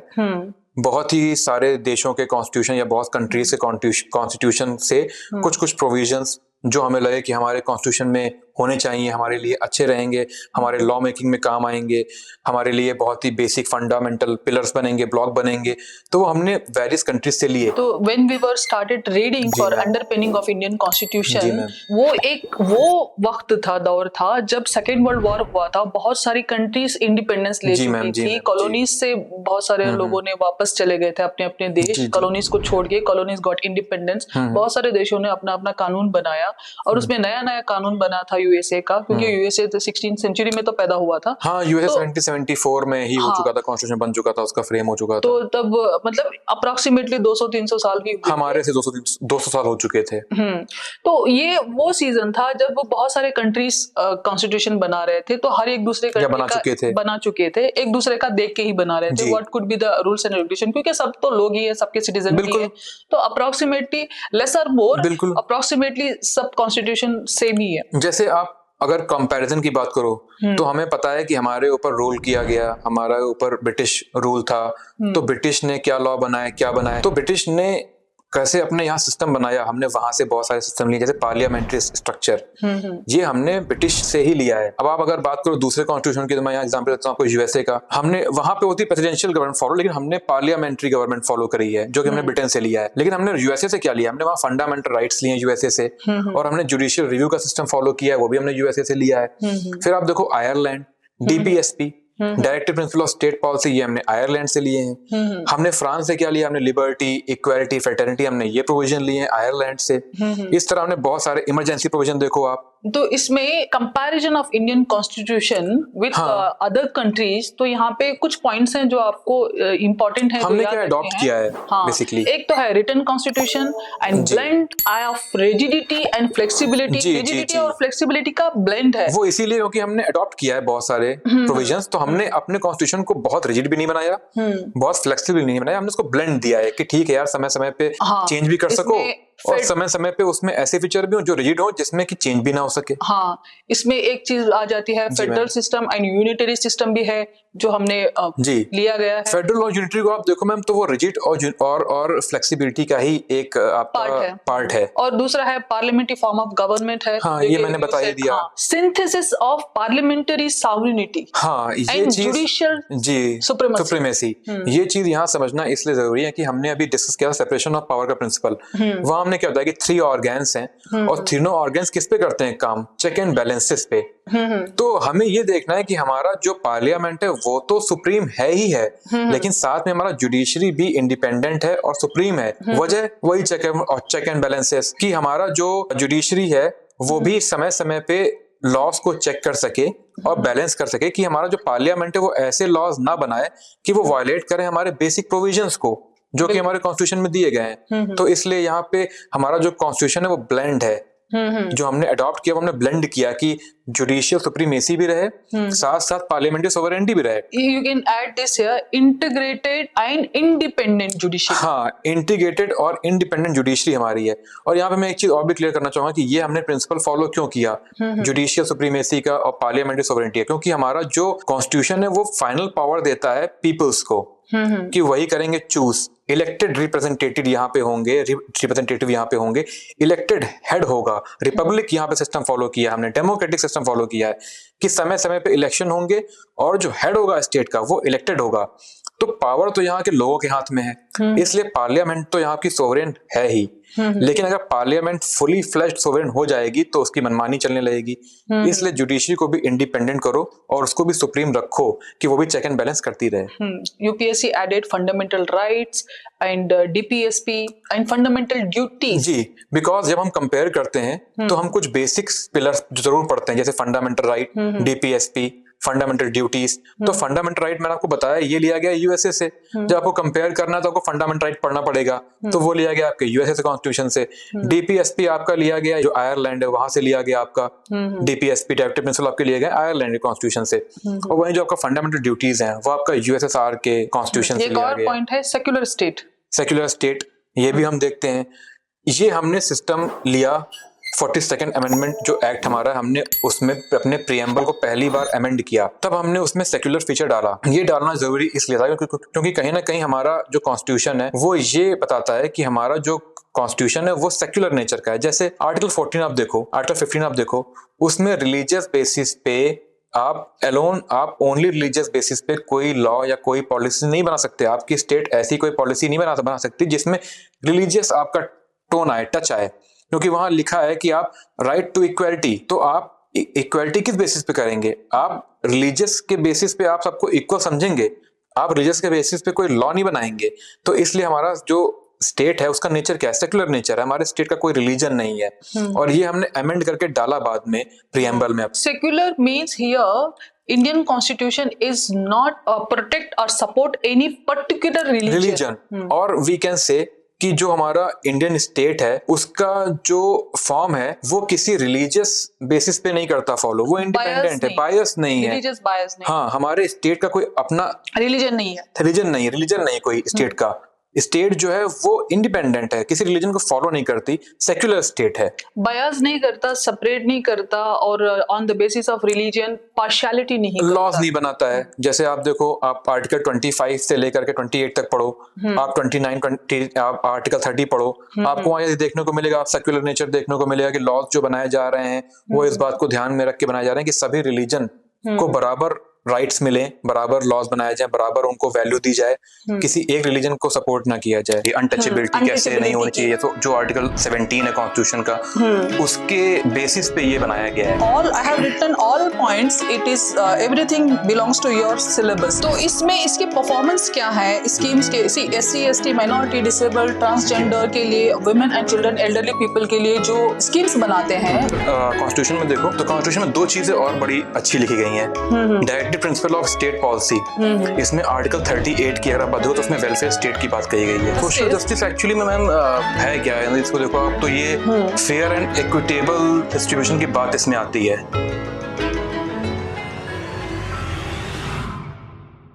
We have already discussed GS paper 2 mains, उसमें हमने 2-3 टॉपिक्स डिस्कस कर लिए। एक था polity, Indian polity and constitution of India, ये पार्ट हमने डिस्कस कर लिया था। And the second part was the governance. Governance को हमने बहुत डिटेल में डिस्कस किया था, लेकिन अब we are going to discuss social justice. तो सोशल जस्टिस के लिए मैंने कुछ इंपॉर्टेंट पॉइंट्स निकाले हैं। When I was reading syllabus I may forget few things, तो मैंने क्या किया, थोड़ा सा मतलब मैंने लिख लिया। तो I have certain points so that I will not miss any point in your syllabus. तो here social justice welfare schemes for vulnerable sections. तो vulnerable sections में कौन-कौन आते हैं, which you have to see, it is very important, in which I have written SC ST minority and children, elderly people, women and disabled, transgenders. ये vulnerable sections में आते हैं जो कि सोसाइटी का एक पार्ट है, but they have left behind from entire society, so that it is social justice. When it comes to social justice actually में मैम है क्या है, इसको देखो आप, तो ये फेयर एंड इक्विटेबल डिस्ट्रीब्यूशन की बात इसमें आती है कि जितने भी आपके फंडामेंटल रिसोर्सेज हैं उनका फेयर एंड इक्विटेबल आप डिस्ट्रीब्यूशन कर पा रहे हैं कि नहीं, आप मतलब स्टेट। तो आप अगर देखो प्रीएम्बल में, तो प्रीएम्बल में आपको ये मिलेगा देखने को, ये part social, economic and political आपकी बात कही जा रही है। वहां पे 3 टाइप के आपके बताए जा रही है कि किस किस बेसिस पे स्टेट प्रोवाइड कराएगी जस्टिस को। दूसरी चीज इसमें आप देखो, आप अगर कॉन्स्टिट्यूशन में देखो तो कॉन्स्टिट्यूशन में 2 चीजें और बड़ी अच्छी लिखी गई हैं। Directive principle of state policy, इसमें आर्टिकल 38 की अगर आप बात हो तो उसमें वेलफेयर स्टेट की बात कही गई है कि स्टेट कैसे कराएगी प्रोवाइड, कैसे करेगी वेलफेयर अपने लोगों का, अपने जो यहाँ के बाशिंदे जो रहने वाले लोग हैं उनका। और इसमें एक चीज और अच्छी लिखी है DPSP में ही, डायरेक्टिव प्रिंसिपल में ही, जिसमें आर्टिकल 39B और C जो कि बताते हैं डॉक्ट्रिन ऑफ पब्लिक ट्रस्ट। इसमें क्या है, इसमें क्या है, इसमें भी रिसोर्स के डिस्ट्रीब्यूशन की बात कही गई है और कंसेंट्रेशन ऑफ वेल्थ की बात कही गई है कि कंसेंट्रेशन ऑफ वेल्थ जो है, वेल्थ का कंसेंट्रेशन किसी एक हाथ में, किसी एक आदमी में या किसी एक इंस्टीट्यूशन में, बॉडी में नहीं होगा, इक्विटेबल होगा डिस्ट्रीब्यूशन उसका। Equitable means equal distribution. ये टर्म समझना बहुत जरूरी है इस पार्ट में सोशल जस्टिस। तो इसमें इसके परफॉर्मेंस क्या है स्कीम्स के? SC ST minority, disable, transgender के लिए, women and children, elderly people के लिए जो स्कीम्स बनाते हैं, उस स्कीम्स का परफॉर्मेंस क्या होगा? And mechanism, loss, institutions, bodies, constitution for protection and betterment of this vulnerable sections. Sections. तो ये सारी चीजें आपको डिटेल में पढ़नी होगी। इन सब सब सी SC ST के लिए क्या क्या बनाया गया, माइनॉरिटी के लिए क्या क्या बनाया, and elderly women, elderly people, women, children, transgender, इन सब के लिए, हाँ बेगर्स हो गए, इन सब के लिए अलग अलग बॉडीज बनाई गई हैं, for they have certain rules regulation, but it is very important, you have to go through at least once, at least SC को पूरा डिटेल में पढ़ना है कम से कम, और उसके शॉर्ट, उसके एक शॉर्ट नोट्स बनाना है. See it is all, I have written all points, it is everything belongs to your syllabus. तो मैंने इसलिए लिख लिया ताकि मिस ना हो जाए कोई भी point, so that I will, अच्छा इनिशिएटिव है, हाँ, सो दैट यू विल अंडरस्टैंड, क्योंकि जो यूपीएससी ने सिलेबस को इलॉबरेट किया है वो इतना डिटेल में नहीं किया. सोशल जस्टिस और कुछ स्कीम वेलफेयर ऐसी बात लिखी हुई इसमें, जो इलॉबरेशन है it is done by so many institutions who give UPSC preparation, और उसमें से मैंने भी कुछ बहुत सारा, yes I have search Wikipedia and googled it, you also can do it, तो आई हैव डन दिस. और यहाँ पे SC के लिए एक, हाँ schedule caste, the protection of civil rights act है SC, हाँ, सिविल राइट्स एक्ट 1955 वाला जो एक्ट है, वो एक्ट, ये एक्ट को एक बार पढ़ लीजिए, so that you can mention it somewhere in your essay. Touchability की बात कही गई, अनटचेबिलिटी कैसे नहीं होनी चाहिए, तो जो आर्टिकल 17 है कॉन्स्टिट्यूशन का, उसके बेसिस पे ये बनाया गया है. यस, और the schedule caste and the ST prevention of atrocities act, SC ST atrocities act 1989, तो वो भी यस इसमें आता है. And national commission for schedule caste, ये it is also very important, article 338 ये पूछ चुका है, national commission for schedule caste ये पूछ चुका है. शेड्यूल कास्ट सब प्लान, हाँ सब प्लान बनाए जाते हैं, उसमें वेरियस पॉलिसीज होती हैं, प्लानिंग कैसे करनी है आगे फ्यूचर में. तो इसमें एक और सेक्शन आ जाता है डिसेबल. अभी वी हैव डिस्कस्ड SC में इंपॉर्टेंट, हमने दिव्यांग जन जिसे कह रहे हैं. डिसेबल में आता है the rehabilitation council of India act. ये rehabilitation of council of India act में सी डिसेबल कौन कौन आते हैं, रिहैबिलिटेशन किस किस को जरूरत पड़ती है. मोस्ट ऑफ द टाइम क्या होता है, कुछ ऐसे डिसेबल लोग होते हैं जिनको फैमिली एक्सेप्ट नहीं करती, या सोसाइटी एक्सेप्ट नहीं करती, इसलिए गवर्नमेंट उनको रिहैबिलिटेट करती है. फॉर एग्जांपल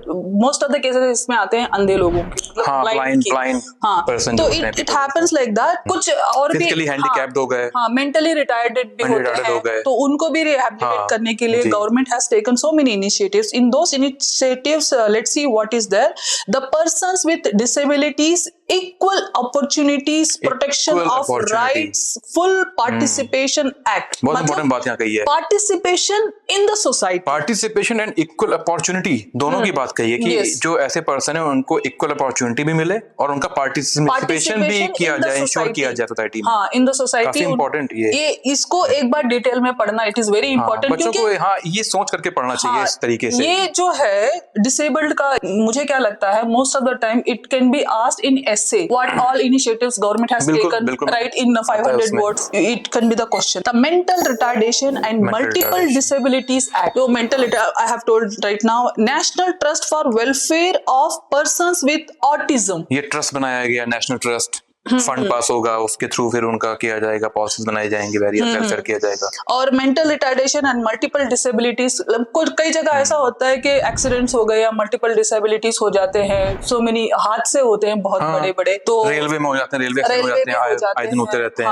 घरों का कभी कभार घर जल जाते हैं, डिजास्टर में हो जाते हैं, कभी कभी अर्थक्वेक्स में हो जाते हैं. तो उस तरह के मतलब उस तरह के इश्यूज में सर्कमस्टेंसेस में बहुत सारे डिसेबिलिटीज हो जाते हैं, तो government has taken many initiatives. इसलिए कहा गया रिहैबिलिटेशन, रिहैब करना, घर उनको करना, प्रोवाइड कराना. Rights of the person with disabilities act, हाँ ये काफी इंपॉर्टेंट है. ये बहुत इंपॉर्टेंट है, you have to see at least एक बार देखने के लिए. एक्चुअली सारे भी वल्नरेबल सेक्शन में कुछ एक्ट्स तो पढ़ने ही पढ़ने होते हैं.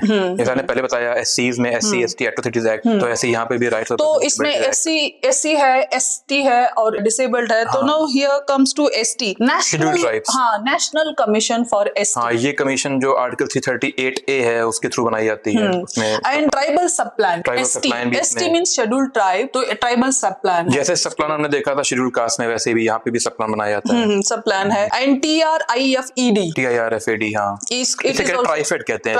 ट्राइफेड क्या है, ये मार्केट होती है एक्चुअली में, जो प्रोड्यूस हो रहे हैं ट्राइबल एरियाज में या फॉरेस्ट एरिया जो आपके एरियाज हैं, वहाँ जो ट्राइब्स के थ्रू जो प्रोड्यूस हो रहे हैं, तो उनके लिए मार्केट करना. जैसे कि शहद हो गया, या अभी आजकल ऑयल हो गया, शहद हो गया, छोटी मोटी उनकी बास्केट बनाना हो गया, बास्केट, हाँ ये सब हो गया मेडिसिन की फॉर्म में, हैंडीक्राफ्ट्स, तो उनके लिए मार्केट प्रोवाइड करना ये ट्राइफेड का काम है। और ST and other traditional forest developers, इसे एफआरए एक्ट भी कहते हैं। Recognition of forest rights act, जी, फॉरेस्ट राइट एक्ट, इसे एफआरए एक्ट इसे बोलते हैं। और इसके साथ साथ वल्नरेबल सेक्शंस में एक और भी आता है minorities, national commission for minorities, national commission for religious and linguistic minority. ये इसलिए जरूरी पड़ना रिलीजियस एंड लिंग्विस्टिक माइनॉरिटी क्योंकि आर्टिकल 29-30 जो दिए गए हैं कॉन्स्टिट्यूशन में, उसमें लिंग्विस्टिक और रिलीजियस माइनॉरिटी के ही बारे में बताया गया। उसमें ये साफ साफ मेंशन है कि माइनॉरिटीज मींस क्या, तो on the basis of linguistic and on the basis of religion है, दो बेसिस पे आपके माइनॉरिटीज का डिस्टिंग्विश किया गया है उसमें। And here when it comes to vulnerable section, yes women also, see women is part of your entire population,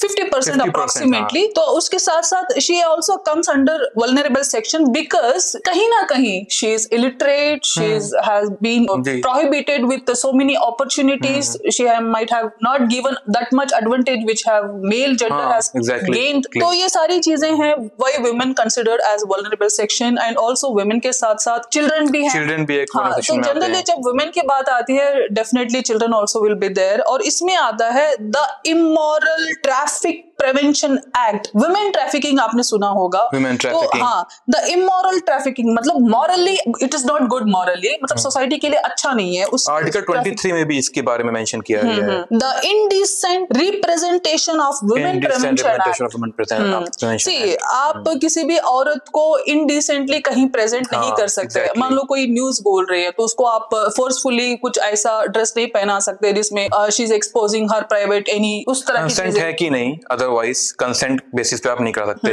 बिना कंसेंट। तो see it says indecent representation of women, indecent मतलब डिसेंट प्रेजेंटेशन कर सकते हो, ऑब्सीन ना हो content, आपका obscenity ना हो चीज उसमें। And the dowry prohibition act, dowry prohibition act, dowry बहुत लेते रहते हैं लोग शादी बारात में, तो इसलिए उसके लिए भी बनाया गया है dowry prohibition act. Many people proclaim that dowry prohibition act has been taken like misadvantages and you can say mismanaged society, but still it is very much necessity because women is somewhere she is weaker economically, financially, and in society somewhere it is she is weaker physically, you can say.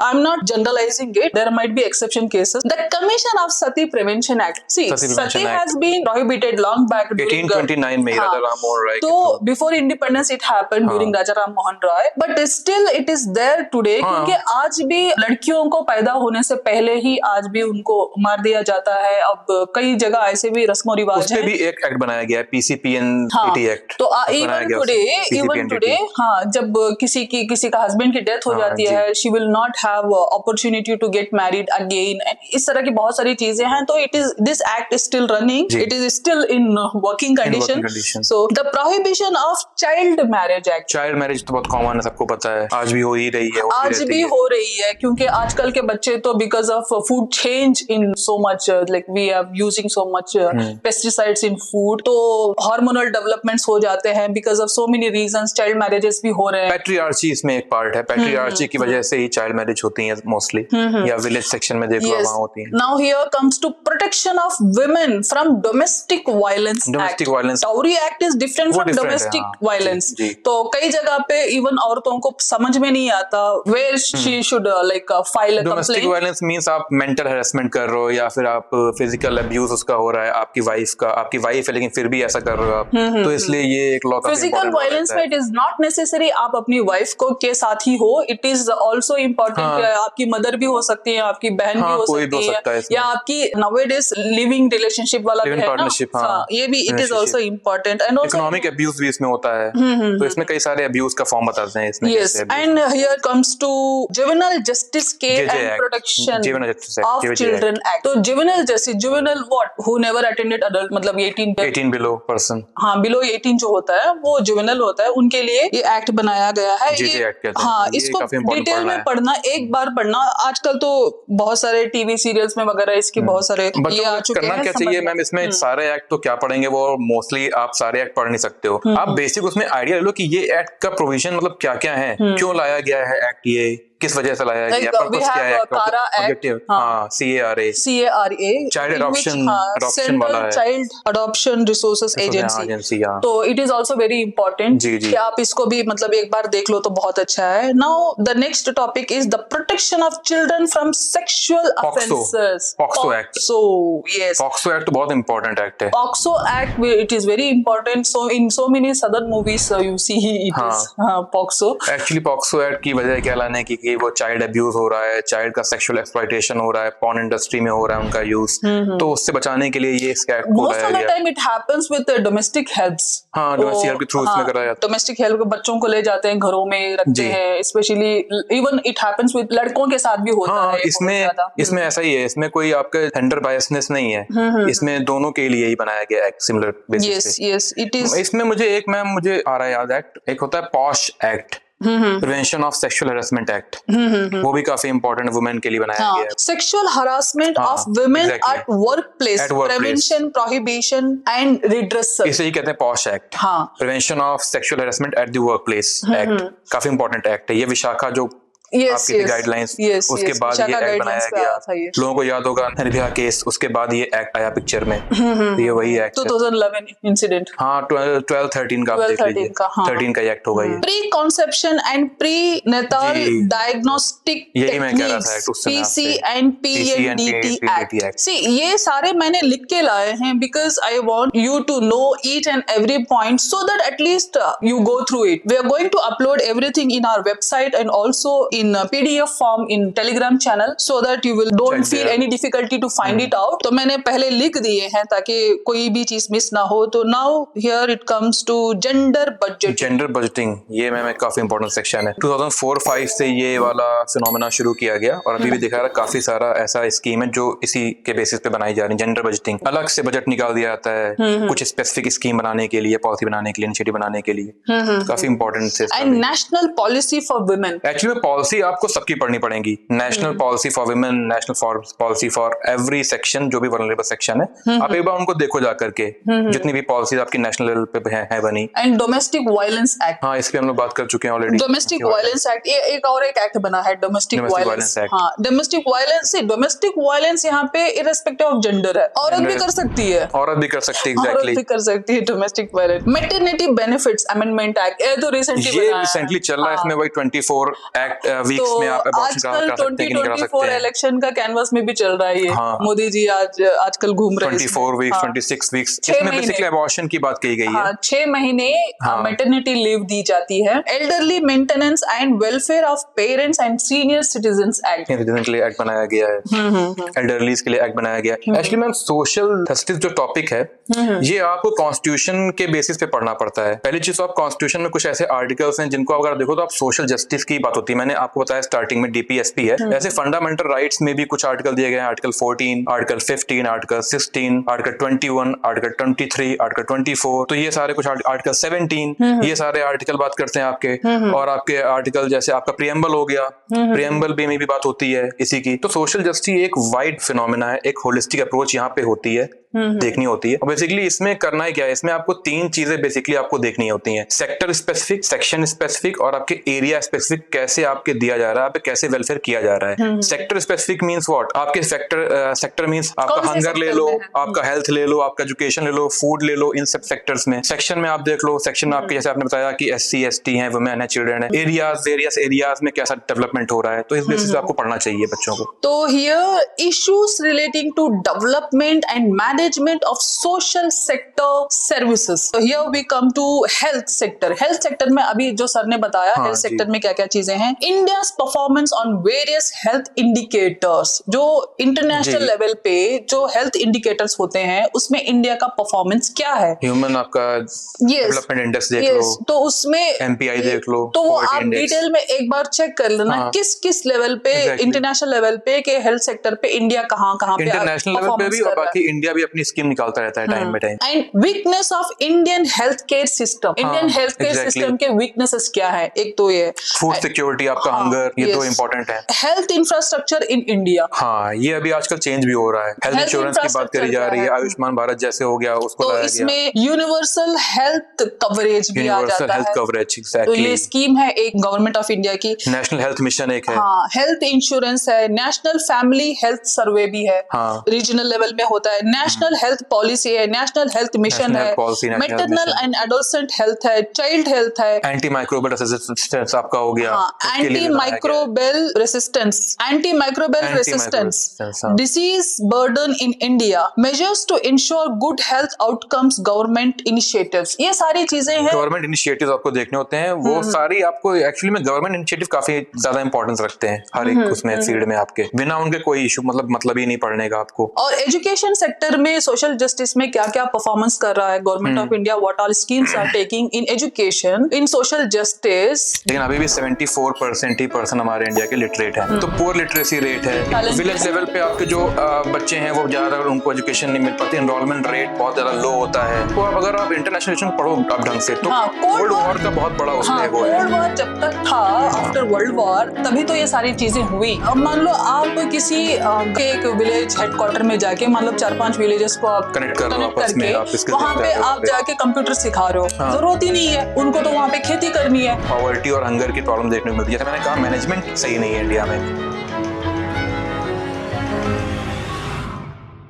Social justice, how government of India doing social justice in education. Education में government of India के initiatives क्या क्या हैं? Status of literacy in India, India का जो literacy rate है world wide में क्या है, स्टेटस क्या है लिटरेसी रेट, मतलब कितने लोग पढ़ लिए, लिटरेसी मींस पढ़े लिखे कितने लोग हैं? देखिए अभी भी इतने 75 ईयर्स होने को है, 78 ईयर्स 80 ईयर्स अप्रोक्सीमेट होने का है, लेकिन अभी भी 74% हमारे इंडिया के लिटरेट हैं। तो पुअर लिटरेसी रेट है, इनरोलमेंट रेट काफी मतलब लो है, जो बच्चे छोड़ रहे हैं एजुकेशन वो भी काफी हाई रेट है, तो ड्रॉप आउट रेट भी काफी हाई है। It is only on literacy on the basis of state wise, तो इसका एक प्रिलिमिनरी में जो लिटरेसी रेट है वो भी काफी लो ही माना जाता है। तो ये सारी चीजें इसमें आते हैं issues. Education structure in India, education structure क्या है? We have British education structure, तो अभी हमारा एजुकेशन स्ट्रक्चर क्या है? 10th तक वही एलिमेंट्री स्कूल होते हैं, फिर आपका सेकेंडरी स्कूल होते हैं, फिर आपके हायर सेकेंडरी होते हैं, अपर सेकेंडरी, इस टाइप के सारा है। हायर एजुकेशन सेक्टर होता है, इस टाइप का एक हायरार्की है। आपने भी पढ़ा होगा, आपका एजुकेशन सेक्टर क्या था?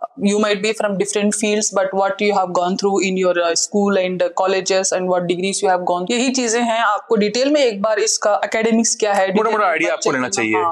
And challenges faced by education sector in India, क्या क्या चैलेंजेस हैं आपके एजुकेशन? चैलेंजेस आपको पता होना चाहिए एग्जैक्टली कि क्या क्या चैलेंजेस आपके हैं। What all challenges you face? आपके एजुकेशन इंस्टीट्यूट कहीं और होती है, बहुत सारे। See, India has been distributed in many villages, hamlets, तो what is the इंफ्रास्ट्रक्चर का भी पूरा होता है। हो गया चैलेंज। विलेज लेवल पे आपके जो बच्चे हैं वो ज्यादा उनको एजुकेशन नहीं मिल पाती, एनरोलमेंट रेट बहुत ज्यादा लो होता है। इसीलिए देखिए आप मिड डे मील शुरू की गई, आपके सर्व शिक्षा जो अभियान है वो शुरू किया गया कि बच्चे पढ़ने आए विलेज लेवल पे। और कई जगह पे because of rapid development in technology in other fields, बहुत सारी जगह ऐसा भी हुआ है कि टीचर्स को भी ट्रेनिंग दी जाती है। हाँ, उसकी ट्रेनिंग दी जा रही है। हाँ, तो ये कुछ सेक्टर्स हैं जहाँ पे यू हैव टू एटलीस्ट, अभी आपकी ट्रेनिंग चल रही है, टीचर ट्रेनिंग करके आपका प्रोग्राम चल रहा है। रिक्वायर्ड, कहाँ पे रिफॉर्म्स रिक्वायर्ड है? गवर्नमेंट इनिशिएटिव्स क्या क्या है? अभी निपुण भारत करके एक इनिशिएटिव लिया गया, निपुण भारत। ASER रिपोर्ट है, ASER रिपोर्ट है, और मुझे याद आपका प्रथम एनजीओ है,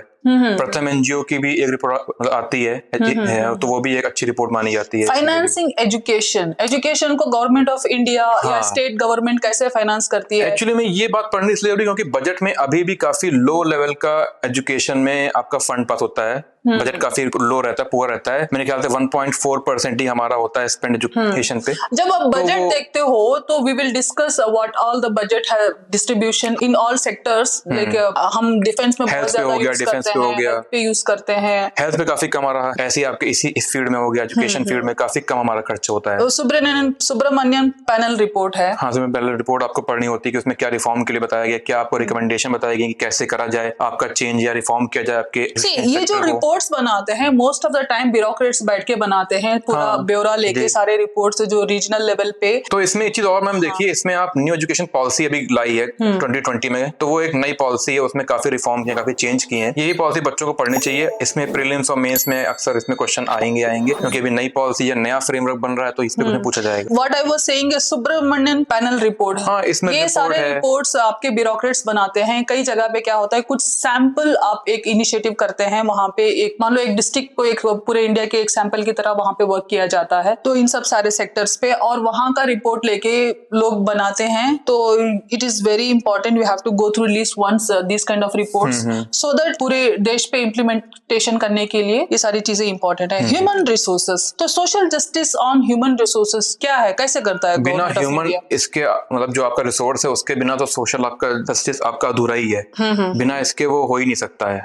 see human resources, for example India के पास बहुत सारी ह्यूमन रिसोर्स है। ह्यूमन लोग हैं, इंसान है, ह्यूमन कैपिटल से कह सकते हैं, ह्यूमन कैपिटल। तो मान लो कई दूसरी कंट्री में बहुत सारे ह्यूमन रिसोर्सेस नहीं है, लेबर चाहिए उनको, तो हम मान लो हम यहाँ से लोग भेज रहे हैं वहां पे काम करने के लिए, कैसे भेज देंगे? ऐसे ही भेज देंगे? नहीं, उनको कुछ सिखाना चाहिए, उनको कुछ डेवलपमेंट, कुछ स्किल डेवलपमेंट करना चाहिए, कुछ स्किल सिखानी चाहिए, कुछ हुनर जिसको बोलते हैं, हुनर सिखाया। लड़कियों के लिए अलग अलग सीना, ये करना वो करना, उस तरह के सिखाए। मर्दों के लिए कुछ हैवी मशीन्स बनाना या कुछ मैकेनिक, उधर इस तरह से ड्राइविंग स्किल्स हो गए, इस तरह के बहुत सारे स्किल्स आप सिखा सकते हैं। तो government has taken so many initiatives, बहुत सारे प्रोग्राम्स बनाए हैं। इसमें ह्यूमन रिसोर्सेज में क्या क्या आपको जरूरत पड़ती है? Need for skill development mission चल रहा है इसके लिए। स्किल डेवलपमेंट इनिशिएटिव्स हैं कि गवर्नमेंट ऑफ इंडिया ने what all initiatives have taken for skill development. It is also important. Skill आपका प्रोग्राम हो गया, स्किल आपका मिशन हो गया, डेवलपमेंट आपका मिशन, तो ऐसे कई सारे चैलेंजेस इन स्किलिंग,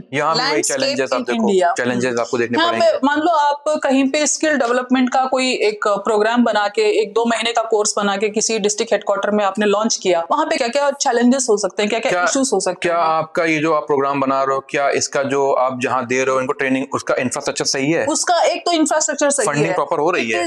मान लो आप किसी एक विलेज हेडक्वार्टर में जाके, मतलब 4-5 विलेजेस को आप कनेक्ट करके वहां पे आप जाके कंप्यूटर सिखा रहे हो, जरूरत ही नहीं है उनको, तो वहां पे खेती करनी है, क्या करोगे कंप्यूटर सीख के? वहां पे आप कुछ और सिखा रहे हो, इट इज वर्थ। वहां पे चैलेंजेस होते हैं, उनको आप ये सिखाना चाहिए कि किस सीजन में कौन सा बीज बोना चाहिए, क्या क्या आपकी पॉसिबिलिटी, एरिया वाइज आप डेवलपमेंट करो, स्किल सिखाओ, एरिया वाइज करना है, और कहाँ पे कौन सी स्किल जरूरत पड़ती है। मतलब बहुत कुछ ऐसा डिस्ट्रिक्ट हेडक्वार्टर है जहाँ पे बहुत सारे स्टूडेंट है, उनको मान लो स्मार्ट टेक्नोलॉजी की जरूरत है, वहां पे जाके आप नागरना कैसा है, मतलब हल चलाना कैसा, ये सिखा रहे हो, गलत है ये। This is what field specific आप दो स्किल दो, आप एरिया स्पेसिफिक स्किल दो। Shortcomings of current skill development initiatives. Shortcomings क्या हैं जो करंट स्किल डेवलपमेंट के? एक तो है reforms required, what all reforms required, आपको क्या क्या रिफॉर्म्स, मतलब रिफॉर्म करना, चेंज करना, अपग्रेड करना, what all you need to do.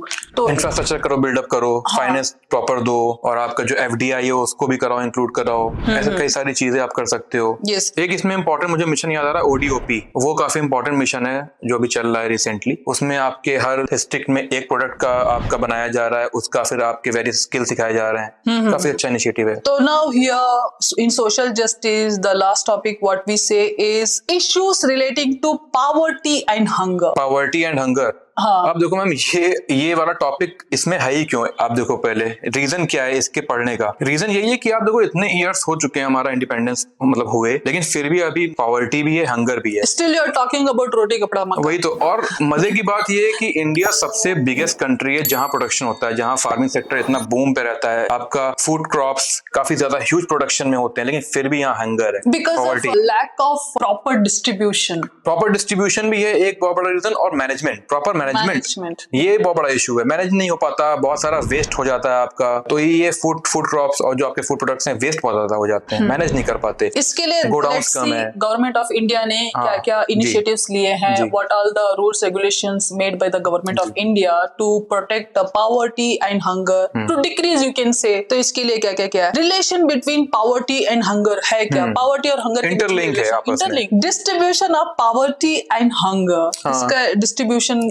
किस एरिया में कैसे- ज्यादा है, हाँ। किस एरिया में कम है, वर्ल्ड वाइड भी आपका इंडिया लेवल पे भी। इसके magnitude and trends of poverty and hunger क्या क्या है, you have to see. Reasons क्या है उसके बिहाइंड, कितना लेवल पे आपका है, causes of poverty and hunger, causes क्या हो सकते हैं, इसके कॉजेस भी चेक करना है। पॉवर्टी के मतलब बेसिकली पॉवर्टी कहाँ पे होती है, बिलो पॉवर्टी लाइन जो कहाँ पे गवर्नमेंट ऑफ होती है? इंडिया डिक्लेयर करती है वो कहाँ पे आती है। कंजप्शन एक्सपेंडिचर कितना है, हाँ, रीजंस क्या है वो सारे उसके देखना पड़ता है उसमें। Cost impact of poverty and malnutrition. Malnutrition is one of the biggest mall nutrition बहुत बिगेस्ट है। इशू है अपने इंडिया में। माल न्यूट्रिशन की वजह से ही काफी ज्यादा आप देखते हो आपकी वेस्टिंग देखने को मिलती है बच्चों में, आपकी स्टंटिंग देखने को मिलती है। एक होता है एनीमिया, एनीमिया भी बहुत ज्यादा है। वो उसकी वजह क्या है? यही माल nutrition. Poverty, malnutrition plus hunger impacts your human resources very badly, exactly, which will affect your building, your society, your like everything. It life expectancy कम हो जाती है, लाइफ एक्सपेक्टेंसी कम हो जाती है आपकी, एक ह्यूमन रिसोर्स डैमेज हो जाता है, कैपिटल डैमेज होता है उससे काफी ज्यादा,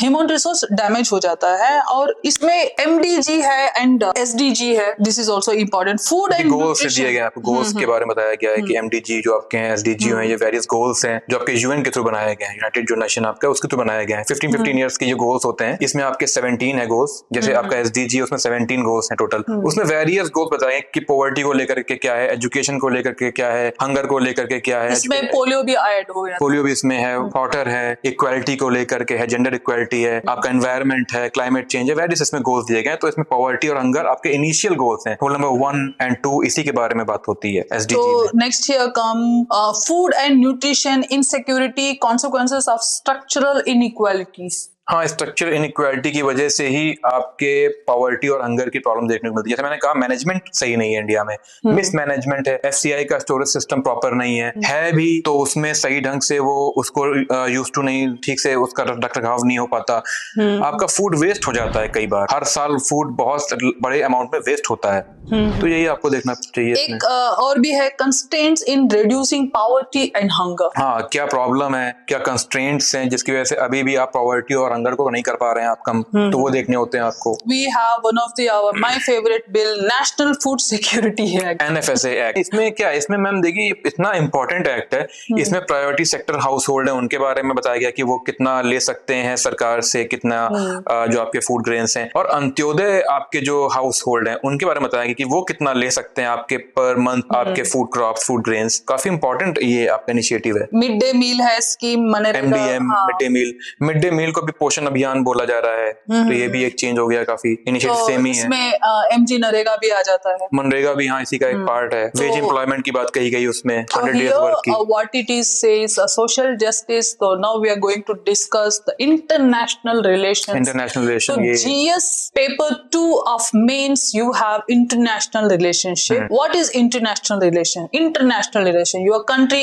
India, what kind of relationship she has with her neighbors, with international other countries, foreign countries, any country you can से, इंटरनेशनल लेवल पे जो रिलेशनशिप है, इसमें इसका क्या है? जो इंटरनेशनल जो रिलेशन, इसमें सबसे बेसिक जो चीज है वो आप देखते हो वर्ल्ड वॉर के बाद कि कैसे रिलेशन बने वेरियस कंट्रीज के बीच में, और बेसिकली इंडिया उसके नेबर जैसा आप कह रही हैं और अदर कंट्रीज के बीच में। वर्ल्ड वॉर सेकेंड एक ऐसा एक बहुत बड़ा इवेंट है आपका, लैंडमार्क इवेंट है इंटरनेशनल लेवल पे, जहां पे हर एक चीज में चेंजेस आए। सो many countries got developed, so many countries had gone through multiple changes. It can be, कई नई कंट्री तो बनी, नई कंट्री बनी, बहुत सारी बड़ी बड़ी कंट्री से टूट के बनी, बहुत सारे हिस्से हुए, बाल्कनाइजेशन हुआ, यूगोस्लाविया बना, बहुत सारे कंट्रीज को इंडिपेंडेंस मिला, बहुत सारे कंट्रीज के न्यू बॉर्डर्स बने, बहुत सारे कंट्रीज ने अपना कॉन्स्टिट्यूशन बनाया। World war second is something which is big event, big incident, big accident you can say, which emerge as a new change. World war जो हो गई, ये एक तो वर्ल्ड वॉर सेकेंड और एक और है कोल्ड वॉर। उसमें भी देखो आप, अगर आप इंटरनेशनल रिलेशन पढ़ो आप ढंग से, तो कोल्ड वॉर का बहुत बड़ा उसमें वो है। कोल्ड वॉर जब तक था, आफ्टर वर्ल्ड वॉर, तभी तो ये सारी चीजें हुई। कोल्ड वॉर की वजह से ही इंडिया ने एक प्रोग्राम या एक आप इनिशिएटिव लॉन्च किया जिसे कहते हैं NAM, नॉन अलाइंड मूवमेंट। इसकी वजह से भी आपके इंटरनेशनल रिलेशन पढ़ते हैं, इम्पैक्ट होते हैं। See, here in international relationships, what India says, India and its neighborhood relationship. India के नेबरहुड कौन कौन से हैं, उनके साथ इंडिया का क्या ईस्टर्न पार्ट पे क्या है, वेस्टर्न पार्ट पे क्या है नेबर्स? यस, ईस्टर्न पार्ट पे क्या है, वेस्टर्न पार्ट पे क्या है, सदर्न पार्ट पे क्या है, श्रीलंका जैसे हो गया, कौन से कंट्री हैं। तो आपको पहले तो आप एक चीज देख लेना कि इंडिया की रिलेशनशिप नेबर्स कौन से हैं और उनके लिए क्या क्या पॉलिसी, क्या क्या इनिशिएटिव ले रही है। मतलब मींस फॉरेन पॉलिसी इसमें आपको पढ़नी है अपने जो आपकी स्टेट है इंडिया, उसकी फॉरेन पॉलिसी क्या है वेरियस कंट्रीज से। तो अगर नेबरहुड की बात आप करो तो आप दो पॉलिसीज आप अक्सर देखते हो, एक लुक ईस्ट या एक्ट ईस्ट पॉलिसी और एक लुक वेस्ट या एक्ट वेस्ट पॉलिसी। ये दो पॉलिसी आप जनरली बहुत पढ़ोगे। नैम, मैंने बताया आपको नैम पढ़ना पड़ता है। एक और आपके पंचशील, पंचशील जो है वो इंडिया के फॉरेन पॉलिसी के पिलर्स हैं, उनके बेसिस पे इंडिया फॉरेन पॉलिसी बनाती है। तो इसमें इंडिया के नेबर्स में कुछ countries I have noted down: China, Pakistan, Myanmar, Bhutan, Bangladesh, Sri Lanka, Afghanistan, Nepal and Maldives. These are the countries which India borders or you can say neighbors with। In countries के साथ इंडिया का क्या रिलेशनशिप है, इसका इंडिया के इकोनॉमी पे क्या इम्पैक्ट पड़ता है, उन देशों के इकोनॉमी पे क्या इम्पैक्ट पड़ता है, who will get benefited, who help each other, in what circumstances which government will take what initiatives, you have to see in that. तो here bilateral, regional and global groupings and agreements involving India and or affecting India's interest। तो India का interest global जो agreements हैं उसमें कितना effect होता है, you have to see in that. Global agreements हो गए आपके, ग्लोबल ट्रीटीज हो तो गई। इसमें India's major foreign policy doctrine क्या है? तो इंडिया की जो major foreign policy doctrine since 1947 as sir says, NAM NAM, NAM non aligned movement. तो नॉन अलाइनमेंट मूवमेंट आपको डिटेल में पढ़ना, इसको हम यहाँ पे एक वर्ड में समझा देते हैं। नॉन अलाइनमेंट मूवमेंट मतलब हम किसी भी बड़े ग्रुप से हम अलाइन नहीं होते, हम पार्टिसिपेट नहीं करते उनके साथ, या पार्टनरशिप नहीं करते हम किसी भी बड़ी ग्रुप से। Because once it happened so many countries participated in big groups, तो वहां पे पार्टनरशिप में वार हो गया था। तो since because even second world war, India was the biggest partner in with the big power British, because it was at that time India was a colony. India never had any self saying कि हम नहीं आ सकते, हम किसी की colony थे तो हमें जाना पड़ा था, मजबूरन जाना पड़ा था। आप बता रहे हो ना, इसमें इंडिया ने नॉन अलाइन मूवमेंट क्यों शुरू किया, ये कोल्ड वॉर के एरा की टाइम है। उसमें दो ग्रुपिंग बन गई थी, एक तो यूएसए वाली जिसे कहते हैं NATO, और एक बन गया था यूएसएसआर वाला जिसे कहते हैं वार्सा पैक्ट। तो इंडिया ने कहा कि वो किसी भी ग्रुप से अलाइन नहीं होगा। और यहाँ पे उसके बाद इंडिया ने एक कॉमनवेल्थ ग्रुप में इंडिया इज चोगम जिसे कहते हैं, तो India is a part, but still India says I am non aligned with anybody. तो कॉमनवेल्थ का आप एक बार पॉलिटिकल सोवरेनिटी इंडिया है, इंडिया एक सोवरेन आपका है, आपका जो कुछ भी सोवरेन आप लॉ बना सकता है। न्यूक्लियर डॉक्ट्रिन है, न्यूक्लियर डॉक्ट्रिन, हाँ ये भी आपका है। न्यूक्लियर डॉक्ट्रिन है, you have to go through nuclear doctrine in detail. So that nuclear doctrine मुझे एक चीज याद है, इसमें कहा गया नो फर्स्ट यूज पॉलिसी। हाँ, इंडिया की पॉलिसी है नो फर्स्ट यूज, वो पहले नहीं अटैक करेगी आपकी अटैक, और ना ही यूज करेगी weapons. We have nuclear bomb, Pakistan also have nuclear bomb. अगर हम पाकिस्तान पे हम चाहो तो अभी डाल सकते हैं, लेकिन हम नहीं डालेंगे। पॉलिसी नोट पर। And Gujral doctrine, Gujral doctrine जैसे मैंने बताया आपको पहले, पंचशील और गुजराल डॉक्ट्रिन को आप मिला के पढ़िए, वो दोनों ही ऑलमोस्ट सेम है। दोनों ही बताते हैं पीसफुल एग्जिस्टेंस की बात और पॉलिटिकल सोवरेनिटी की बात बताते हैं, रीजनल सोवरेनिटी की बात बताते हैं, काफी इंपॉर्टेंट। एंड उसके साथ है लुक ईस्ट एक्ट। तो look east to act east, पहले थी look east to act east. ये पॉलिसी आप डिटेल में पढ़ना, because India has talking about जो साउथ ईस्ट एशियन कंट्रीज हैं उसके बारे में बात कर रहा है, what all initiatives government of India has taken, Cambodia, Myanmar, इन सबसे क्या और इसके साथ एक है look east to act policy, and दूसरी है थिंक वेस्ट एक्ट है। It is very important, please go through one. Actually इसमें क्या हुआ, इसमें लुक ईस्ट और जो एक्ट ईस्ट पॉलिसी, इसमें इंडिया के पहले जो फॉरेन पॉलिसी थी वो थी लुक ईस्ट कि उनसे रिलेशनशिप बना के रखेंगे। अब वो हो गया है कि एक्ट ईस्ट, दुबई वगैरह, बेसिकली ऑयल हम नहीं से मंगाते हैं, ऑयल अपना natural gas. Fiji is we have visa free, look east को एक्ट ईस्ट कर दिया गया है। European Union have certain rules regulation with each and every country. Major powers हैं यूएसए, रशिया एंड जापान, इनके साथ हमारे बायलैटरल रिलेशनशिप कैसे हैं? They have Indian citizenship here. तो ये जो लुक ईस्ट और ये एक्ट ईस्ट पॉलिसी है, इसमें क्या, इसमें आप देखो आइडियोलॉजिकल चेंज किया गया है। पहले लुक ईस्ट थी, नॉर्मल आपके रिलेशन थे आपके साउथ ईस्ट एशियन कंट्रीज से, अब वो एक्टिव आपके इन्वॉल्वमेंट कर रहे हैं साउथ ईस्ट एशियन जो आपके एशियन कंट्रीज हैं, तो इतना इसमें डिफरेंस किया गया काफी। तो ये लुक ईस्ट को एक्ट ईस्ट कर दिया गया है। तो इसके साथ साथ है थिंक वेस्ट भी है, थिंक वेस्ट भी है पॉलिसी प्लीज आपकी। Go through think west. West means आपकी मिडिल, आपका जो एशिया, आपका जो वेस्ट एशिया है, मिडिल ईस्ट है, ये सब कंट्रीज से कैसे आप पॉलिसी बना रहे हो इंडिया के वेस्टर्न पार्ट पे, अफगानिस्तान, ईरान, इराक। तो हमारे बायलैटरल रिलेशनशिप कैसे हैं with the countries? What I am going to read it here. Major powers like USA, Russia and Japan. तो मेजर पावर्स हैं यूएसए, रशिया एंड जापान। इनके साथ हमारे बायलैटरल रिलेशनशिप कैसे हैं? इनके साथ हमारा ट्रेड कैसा है, कॉमर्स कैसा है, इकोनॉमिक कंडीशन कैसे है, क्या हम एक्सपोर्ट इंपोर्ट करते हैं इनसे, हमारा एक्सचेंज ऑफ ह्यूमन रिसोर्सेज कैसा है, एंड रेमिटेंस, इनका क्या क्या contribution of remittance with USA and Japan. What all the government taking initiative to increase the remittation to add into GDP। तो you have to go through this, क्योंकि USA, Russia, Japan बहुत important है। इनके साथ हमारे relationship हमेशा से अच्छे रहे हैं। It depends upon the interest and the political government के इनके साथ हमारे डिप्लोमेसी कैसे रखनी है, वो उसका मेन पार्ट है ये। तो एक बार इसको बहुत डिटेल में पढ़ना। इन कंट्रीज को, कुछ इंपॉर्टेंट कंट्रीज हैं, मेजर पावर आप कह सकते हैं इन कंट्रीज को। तो दूसरा है सेंट्रल एशियन कंट्रीज। जो सेंट्रल एशियन कंट्रीज में अभी आप देखिए मैम, अभी एक बहुत इंपॉर्टेंट बच्चे पढ़ भी रहेंगे, IMEC, India middle east corridor, एक तो ये बन रहा है। दूसरा आपका चाबहार पोर्ट। ये दोनों क्यों बन रहे हैं? ये सेंट्रल एशिया तक इंडिया की पहुंच बनाने के लिए, इंडिया रिलेशन बनाने के लिए, क्योंकि आप देखो बीच में पाकिस्तान है, उससे आप पहुंच नहीं सकते हो सेंट्रल एशिया में।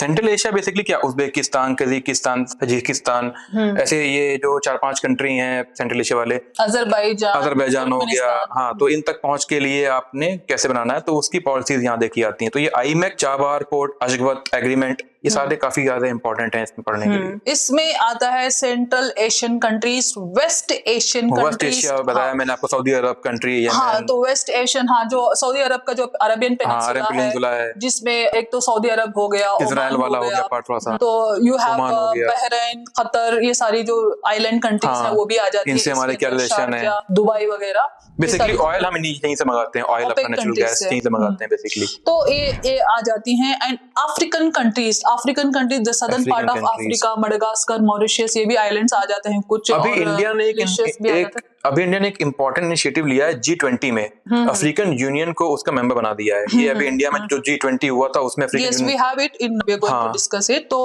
ये है ऑस्ट्रेलिया एंड न्यूजीलैंड के साथ हमारा बायलैटरल रिलेशनशिप क्या है। It comes in the extreme southern part. जो ऑस्ट्रेलिया, जो आपके जो इंडो पैसिफिक आपके जो नेशन है ऑस्ट्रेलिया, उसके साथ हमने एक्टा भी साइन किया, जो कि फ्री ट्रेड एग्रीमेंट है। इस तरह से आपको बहुत चीजें पढ़नी होती हैं, free trade agreement, trade, export import, relationship. तो इसके साथ साथ है EU, यूरोपियन यूनियन हो गया। जो यूरोपियन यूनियन कंट्रीज हैं, see European union, I tell you one thing, कि जब when I went in European union I thought it is everything is one. तो पूरे कंट्रीज, क्योंकि बॉर्डर्स नहीं है, ओपन बॉर्डर्स हैं, तो मुझे लगा कि सब कुछ सेम होगा। नहीं, European Union have certain rules regulation with each and every country. तो व्हाट इंडिया एरिया होता है, शेंजन एरिया वो कह देते हैं। तो 17 कंट्रीज हैं जिसमें फेडरल बैंक है और बहुत सारी चीजें हैं, and same currency they use, but still few countries have their own currencies, like Switzerland has its franc, Swiss franc। तो इस तरह के कुछ changes वहां पे भी हैं। यूरोपियन यूनियन बेसिकली वो मार्केट एक सिस्टम है, कैसे आप मार्केट करोगे, कैसे ट्रेड करोगे आपस में वेरियस जो कंट्रीज हैं यूरोप की। And please remember, in European Union, UK is not the part। हाँ, UK अभी उससे अलग हो चुका है। और एक चीज और इसमें इम्पोर्टेंट है कि इंडिया अभी free trade agreement European union से करने वाला है साइन, कुछ उसमें चल रहा है terms and regulations. And please go through that। And Latin American countries, जो आपकी हो गई, मेक्सिको हो गया, होंडुरास हो गया, Latin American countries कौन से थे? Latin means what? British। Latin means आपके जो स्पेनिश और ये पोर्टुगल, ये सब गए हैं वहां पे, लैटिन जो स्पीकिंग कंट्रीज थी, तो उन्होंने जाके जो बनाया, तो वहां से फिर इंडिया के रिलेशन आज के टाइम में चल रहे हैं। Pacific countries like we have Philippines and we have so many, इसमें जापान भी आ जाता है। पैसिफिक ओशन में जो कंट्रीज हैं, इंडोनेशिया है, फिलीपींस है, हवाई आपके आ जाते हैं। तो पैसिफिक ओशन में जो कंट्री, बहुत सारे आइलैंड नेशंस हैं, माइक्रोनेशिया, मेलेनेशिया, पॉलिनेशिया, ये सारे कंट्रीज आपके वहां जाते हैं। आइलैंड जो है वो भी एक आइलैंड है। हाँ, बहुत सारे, सोलोमन आइलैंड, बहुत सारे छोटे छोटे आपके आइलैंड, फिजी हो गया, ये सब हो गए। हाँ, Fiji is, we have visa free हाँ, वीजा से अराइवल और ये सब फिजी साइन कर आइलैंड, रखा है। और वहाँ पे जो जितनी सारी फिजी आइलैंड में जो सारी पॉपुलेशन है, it is all Indian diaspora, और they have Indian citizenship here, उनको भी फ्री है, वीजा फ्री उनको भी है, तो it is all very important. तो यहाँ पे रीजनल एंड ग्लोबल ग्रुपिंग, ये सबसे इंपॉर्टेंट पार्ट है। ये प्री में भी आता है, मेंस में भी आता है। इसमें आपको रीजनल कैसे ग्रुपिंग बन रही है, मल्टीलेटरल जो आपके इंस्टीट्यूशन है वो कैसे फॉर्म हो रहे हैं, उनके क्या एजेंडाज हैं आपके। कोई भी एज यू सेड जो रीजनल ग्रुप बनते हैं, इनके एजेंडास क्या क्या है। मान लो कुछ कंट्रीज आ जाते हैं, मतलब साउथ ईस्ट एशियन कंट्रीज हो गई, आसियान बनाया गया, या इस तरह के सार्क है, जैसे बिम्स्टेक बनाया है हमने, सार्क बनाया है, आसियान बनाए हैं, ये सब रीजनल तो ग्रुपिंग है। इनका एक एजेंडा होता है कि कुछ इश्यूज होते हैं, या ग्लोबल वार्मिंग को हो गया, हेल्थ को हो गया, एजुकेशन को होगा, इंफ्रास्ट्रक्चर डेवलपमेंट को हो गया, या एक्सचेंज ट्रेड को हो गया। इनका ट्रेड होता है, मार्केट होता है, इसका ट्रेड होता है, इन सब इनके मेन इंपॉर्टेंट एजेंडास होते हैं। फ्री ट्रेड एग्रीमेंट अभी चल रहा था हमारा आसियान के साथ, जो हमने हटा दिया। तो इनके एजेंडा को समझिए, इनके पार्टिसिपेंट्स कौन कौन से हैं, इनके कौन कौन से कंट्रीज में, मान लो सार्क हो गया, सार्क कंट्रीज में ब्रिक्स हो गया, इसमें कौन कौन से पार्टिसिपेंट हैं, कितने कंट्रीज, साउथ एशियन कंट्री है यहाँ पे आती, बिम्स्टेक आपका हो गया, बे ऑफ बंगाल वाला हो गया आपका। तो इस तरीके से ये रीजनल ग्रुप्स हैं। और इसमें आपको ये भी देखना पड़ेगा कि इनके परमानेंट मेंबर कौन कौन से हैं, ऑब्जर्वर कौन है, ऑब्जर्वर कौन कौन है, ये सारा आपको देखना पड़ता है। ये प्रीलिम्स में सब कुछ आता है, किसने क्विट कर दिया, ऑल द इश्यूज प्रीलिम्स में अक्सर ये आता है। जैसे एक मैं आपको बताऊं, SCO शंघाई कोऑपरेशन ऑर्गेनाइजेशन, ये भी एक रीजनल ऑर्गेनाइजेशन है जो काफी बड़ी आज के टाइम में हो चुकी है। अभी इसका रिसेंट 9th जो आपका मेंबर है वो बना है, वो आपका है आपका ईरान, वो उसका 9th मेंबर हुआ। इसी तरह एक आपका और है ब्रिक्स। ब्रिक्स में पहले 5 मेंबर थे, अब वहाँ 5 और नए मेंबर ऐड हो गए हैं। और बेसिकली आप देखो तो इसमें मेंबर जो ऐड हो रहे हैं वो आपके साउथ, जो सदर्न पार्ट में जो आपके देश हैं, कंट्रीज हैं, वहां से ऐड हो रहे हैं। अफ्रीकन जो आपके नेशन है वहां से, साउथ अमेरिकन नेशन से। तो मैंने ग्लोबल ग्रुपिंग्स में कुछ नाम ऐड किए हैं, you please, I will read it for you word by word, please go through it. SAARC, SAARC SAARC है, ब्रिक्स है, BRICS ब्रिक्स है, BBIN एंड BCIM है, और BIMSTEC, हाँ बिम्स्टेक कहते हैं इसको, IBSA है, और ASEAN आसियान, एंड RCEP है, इंडिया अफ्रीकन फोरम है, इंडिया अफ्रीकन फोरम है, SCO बताया मैंने, और अशगाबाद एग्रीमेंट मैंने अभी बीच में बताया था, डिस्कशन किया था इसका। FIPIC फिपिक, ये फिपिक है ना मैम, ये काफी इंपॉर्टेंट है। ये इंडियो पैसिफिक कंट्रीज का ग्रुप है फिपिक। और IORARC इंडियन ओशियन आपके रिम एसोसिएशन जो है, ये उनका पार्ट आपके है, तो ये वो ग्रुपिंग्स हैं। MGC मेकोंग गंगा कॉर्पोरेशन आपके लाओस, कंबोडिया, ये वाला जो सेक्शन, वियतनाम, इनसे जो आपका इंडो चाइना जो है। मेकोंग गंगा इसलिए बोलते हैं क्योंकि इंडिया की रिवर का नाम गंगा है, वहाँ एक मेकोंग रिवर है, सबसे लंबी रिवर है। G20 तो अभी इंडिया में होता लास्ट ईयर 2023 में, काफी बड़ा इवेंट हुआ था जिसमें अफ्रीकन यूनियन को भी शामिल किया गया, मेंबरशिप दी गई। और इसका इम्पैक्ट क्या पड़ रहा है इंडिया पे या बाकी कंट्रीज पे, वर्ल्ड की, या वर्ल्ड पे ग्लोबल इम्पैक्ट क्या पड़ रहा है, इंडिया पे क्या इम्पैक्ट पड़ रहा है? इंडिया ने कई जगह पे ऐसा किया, बहुत सारी कंट्रीज, इंडिया की जो नेबरिंग कंट्रीज हैं, उनकी सिक्योरिटी का जिम्मा इंडिया पे, तरह की बैंक से लोन्स लेती है, कुछ जगह पे लोन मिलता है। You should be aware what is the difference between loan and aid. बहुत ही इनस्टेबल वो रीजन है, वहाँ पे आए दिन काफी ज्यादा वहाँ पे क्राइसिस होती रहती है। तो हियर वी से रायसेना डायलॉग। रायसेना किसको कहते हैं? रायसेना जहाँ पे हमारा प्रेसिडेंट हाउस बना है, रायसेना हिल पे बना है। और डिफेंस और फॉरेन मिनिस्ट्री जो है, इनके बीच में, वेरियस कंट्रीज के बीच में डिफेंस और फॉरेन मिनिस्ट्री की जो है होती है, उनके बीच में टॉक्स होते हैं। तो ये आपका रायसीना, आपका रायसेना डायलॉग जो है, और रायसेना इसलिए क्योंकि इट हैपेंड रायसेना हिल से, हाँ रायसेना हिल जो हमारा प्रेसिडेंट हाउस बना है, रायसेना हिल पे बना है। और इसकी भी एक स्टोरी है बहुत बड़ी, हार्ट ऑफ एशिया कॉन्फ्रेंस, ये अफगानिस्तान के लिए शुरू हुआ था। हाँ लेकिन अभी शायद वो ठंडे बक्से में पड़ा हुआ है, अभी शायद नहीं कुछ हो रहा है इस पे। बहुत साल पहले मैंने इसके बारे में पढ़ा था, अभी तो मैं इसको पढ़ भी नहीं रहा हूँ, न्यूज में आता भी नहीं है। एंड ईस्ट एशिया समिट, ये इंपॉर्टेंट है, East Asia summit you have to see. And G20 तो अभी इंडिया में होता लास्ट ईयर 2023 में, काफी बड़ा इवेंट हुआ था जिसमें अफ्रीकन यूनियन को भी शामिल किया गया, मेंबरशिप दी गई। हाँ, इस बार G20 श्रीनगर में भी हुआ था। इसे कहते हैं साउथ साउथ कॉर्पोरेशन, इसके लिए काफी इंपॉर्टेंस है, इसका भी काफी इंपॉर्टेंस G20 में। और इसके भी जो एजेंडा है, please go through what are the countries participating in G20, इनका एजेंडा क्या है, कितनी कंट्रीज हैं? हाँ, इनका एजेंडा क्या है, what are the initiatives they are taking to G20 में एक इंपॉर्टेंट चीज बच्चों ने सुनी होगी या बच्चे अक्सर पढ़ते होंगे, शेरपा लेवल समिट। तो ये एक नाम आता है जो बड़ा ही फेमस नाम है शेरपा। अपने इंडिया और नेपाल में जो माउंटेनियरिंग होते हैं बंदे, उनसे नाम ले लिया गया वहां पर। और एशियन डेवलपमेंट बैंक ADB, ये भी काफी इंपॉर्टेंट बैंक है। ADB and India is one of the biggest participant. और इससे एक ये भी हुआ था, एशियन डेवलपमेंट बैंक ने चेन्नई में जो मेट्रो बन रहा है उसको फाइनेंस किया था। इस तरह के बहुत सारे इनिशिएटिव्स लेते हैं गवर्नमेंट ऑफ इंडिया, बहुत सारे इस तरह की बैंक से लोन्स लेती है, कुछ जगह पे लोन मिलता है। You should be aware what is the difference between loan and aid. तो एड आता है बहुत सारी ऐसा एक बैंक मैम और भी जिसे कहते हैं न्यू डेवलपमेंट बैंक, NDB। ये आपका ब्रिक्स का पार्ट है, ये भी काफी इंपॉर्टेंट है। ये भी अभी नया बैंक हो रहा है, मतलब फॉर्म हो रहा है, बन रहा है। ब्रिक्स जो कि काफी छोटे आपके स्मॉल कंट्रीज हैं वो बना रही है नया आपका बैंक। तो ये भी काफी इंपॉर्टेंट है यहाँ पढ़ना। एक और चीज है नेशनल सिक्योरिटी समिट। हाँ, नेशनल सिक्योरिटी समिट, ये भी काफी इंपॉर्टेंट नेशनल सिक्योरिटी समिट में इंडिया ने कई जगह पे ऐसा किया, बहुत सारे कंट्रीज, इंडिया की जो नेबरिंग कंट्रीज हैं, उनकी सिक्योरिटी का जिम्मा इंडिया पे। For example Nepal don't have air force, Nepal don't have army,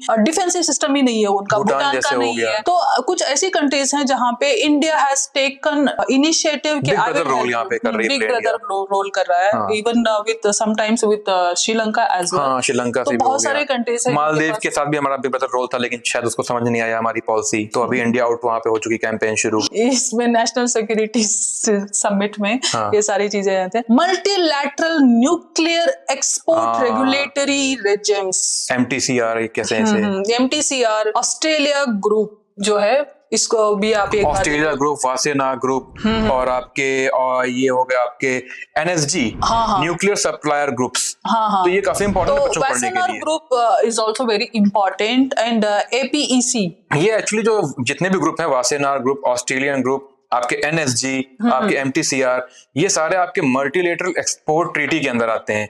इसका मतलब है कि आप जो ट्रीटी करते हो अपने डिफेंस आर्म एंड जो आपके एम्यूनिशन है उनके ट्रांसफर के लिए, उनके एक्सपोर्ट के लिए, उनके लिए कुछ ट्रीटी हैं कि आप कितना कर सकते हो एक्सपोर्ट, कौन सी चीज कर सकते हो, न्यूक्लियर वेपन कर सकते हो कि नहीं कर सकते हो, कौन कंट्री कर सकते हैं न्यूक्लियर वेपन एक्सपोर्ट। तो ये सारे आपको पढ़नी होती हैं। इंडिया इसमें काफी सारे का मेंबर है। अगर आपसे if you read Wassenaar, if you read MTCR, तो आप एक बार इसको डिटेल में पढ़ोगे, you will see what exactly it is, on which topic it is talking, कौन से मैंने बताया जैसे कि मल्टीलेटरल एक्सपोर्ट ट्रीटीज हैं ये, तो वही इसमें आता पढ़ना होता है बच्चों को। Effect of policy and politics of developed and developing countries on India's interest. See, effect of policies and politics in developed countries and developing countries, और उसका interest in India क्या है?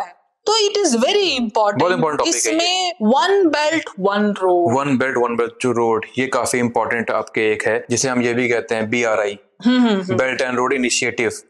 तो ये भी काफी इंपॉर्टेंट है इंडिया के लिए, जो कि अच्छा नहीं है लेकिन इंडिया कर रहा है इसमें। International north south transport corridor, INSTC भी काफी इंपॉर्टेंट आपके एक है, कॉरिडोर का पार्ट है। कॉरिडोर है, नॉर्थ साउथ कॉरिडोर है आपका। रूस से आपके वहां से शुरू हुआ है, सेंट पीटर्सबर्ग से, और आपके इंडिया तक आया है, सदर्न पार्ट तक इंडिया के, कन्याकुमारी तक, वहां तक आपका ये एक पोर्ट है, वो है कॉरिडोर। एक कॉरिडोर बनाया गया है, international corridor which is invisible. Global trade war, अभी USA और चाइना के बीच में हुई थी ट्रेड वॉर, काफी ये इंपॉर्टेंट थी, बच्चों को पढ़ना था इसको। तो ऐसी वॉर होती रहती है time by time. Global trade war है, और इसका इम्पैक्ट क्या पड़ रहा है इंडिया पे या बाकी कंट्रीज पे, वर्ल्ड की या वर्ल्ड पे ग्लोबल इम्पैक्ट क्या पड़ रहा है, इंडिया पे क्या इम्पैक्ट पड़ रहा है ट्रेड वॉर का? जब दो बड़े देश आपस में लड़ जाएंगे ट्रेड को लेकर, तो क्या पड़ेगा उसका impact? And global currency war भी काफी इंपॉर्टेंट है, सेम ही है, प्रॉब्लम्स कौन उसके अलग अलग होते हैं थोड़ा सा। सीरियन क्राइसिस, हाँ, जो आए दिन चलती रहती है, वो रीजन ऐसा है जहाँ पे क्राइसिस चलती रहती है, and because of some regional reasons, बहुत इनस्टेबल वो रीजन है, वहाँ पे आए दिन काफी ज्यादा वहाँ पे क्राइसिस होती है। इजराइल पैलेस्टीन भी हो रही है क्राइसिस वहाँ पे। जब से सीरिया जो रीजन है, जब से इराक पे प्रॉब्लम शुरू हुई, ऑटोमन एम्पायर से बाहर हुआ, तब से destruction of Ottoman empire and world wars, since then there are crises। Saddam Hussein के बाद आप देखो, उसके बाद से उस एरिया में प्रॉब्लम क्रिएट होती जा रही है। एंड UN के रिफॉर्म्स क्या क्या है, ये तो बहुत इंपॉर्टेंट है पढ़ना। UN के क्या क्या रिफॉर्म्स है, UN के क्या क्या पिलर्स हैं, क्या क्या एलिमेंट्स हैं। See, to keep international relationship between different countries, to keep all relationships stable. UNO has taken so many initiatives.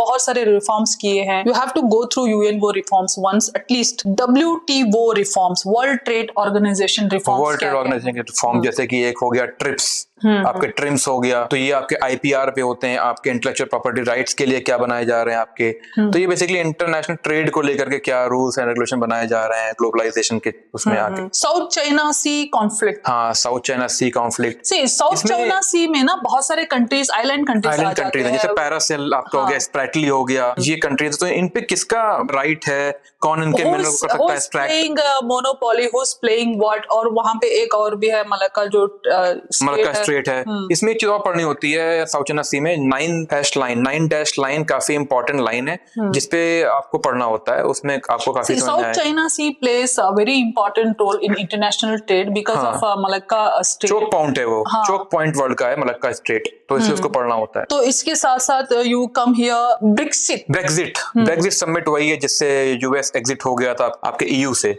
तो ब्रेक्जिट समिट ये भी रिसेंट फिनोमेना है, पढ़ना पड़ता है बच्चों को कि क्यों हुआ, क्या वजह थी, क्या पैक्ट हुआ इसके बाद sign. See here it is says, आपने ग्लोबलाइजेशन पढ़ा होगा इनिशियल स्टेज में, तो here it comes deglobalisation and protectionism. ये वापस स्टार्ट हो रहा है. एग्जैक्टली.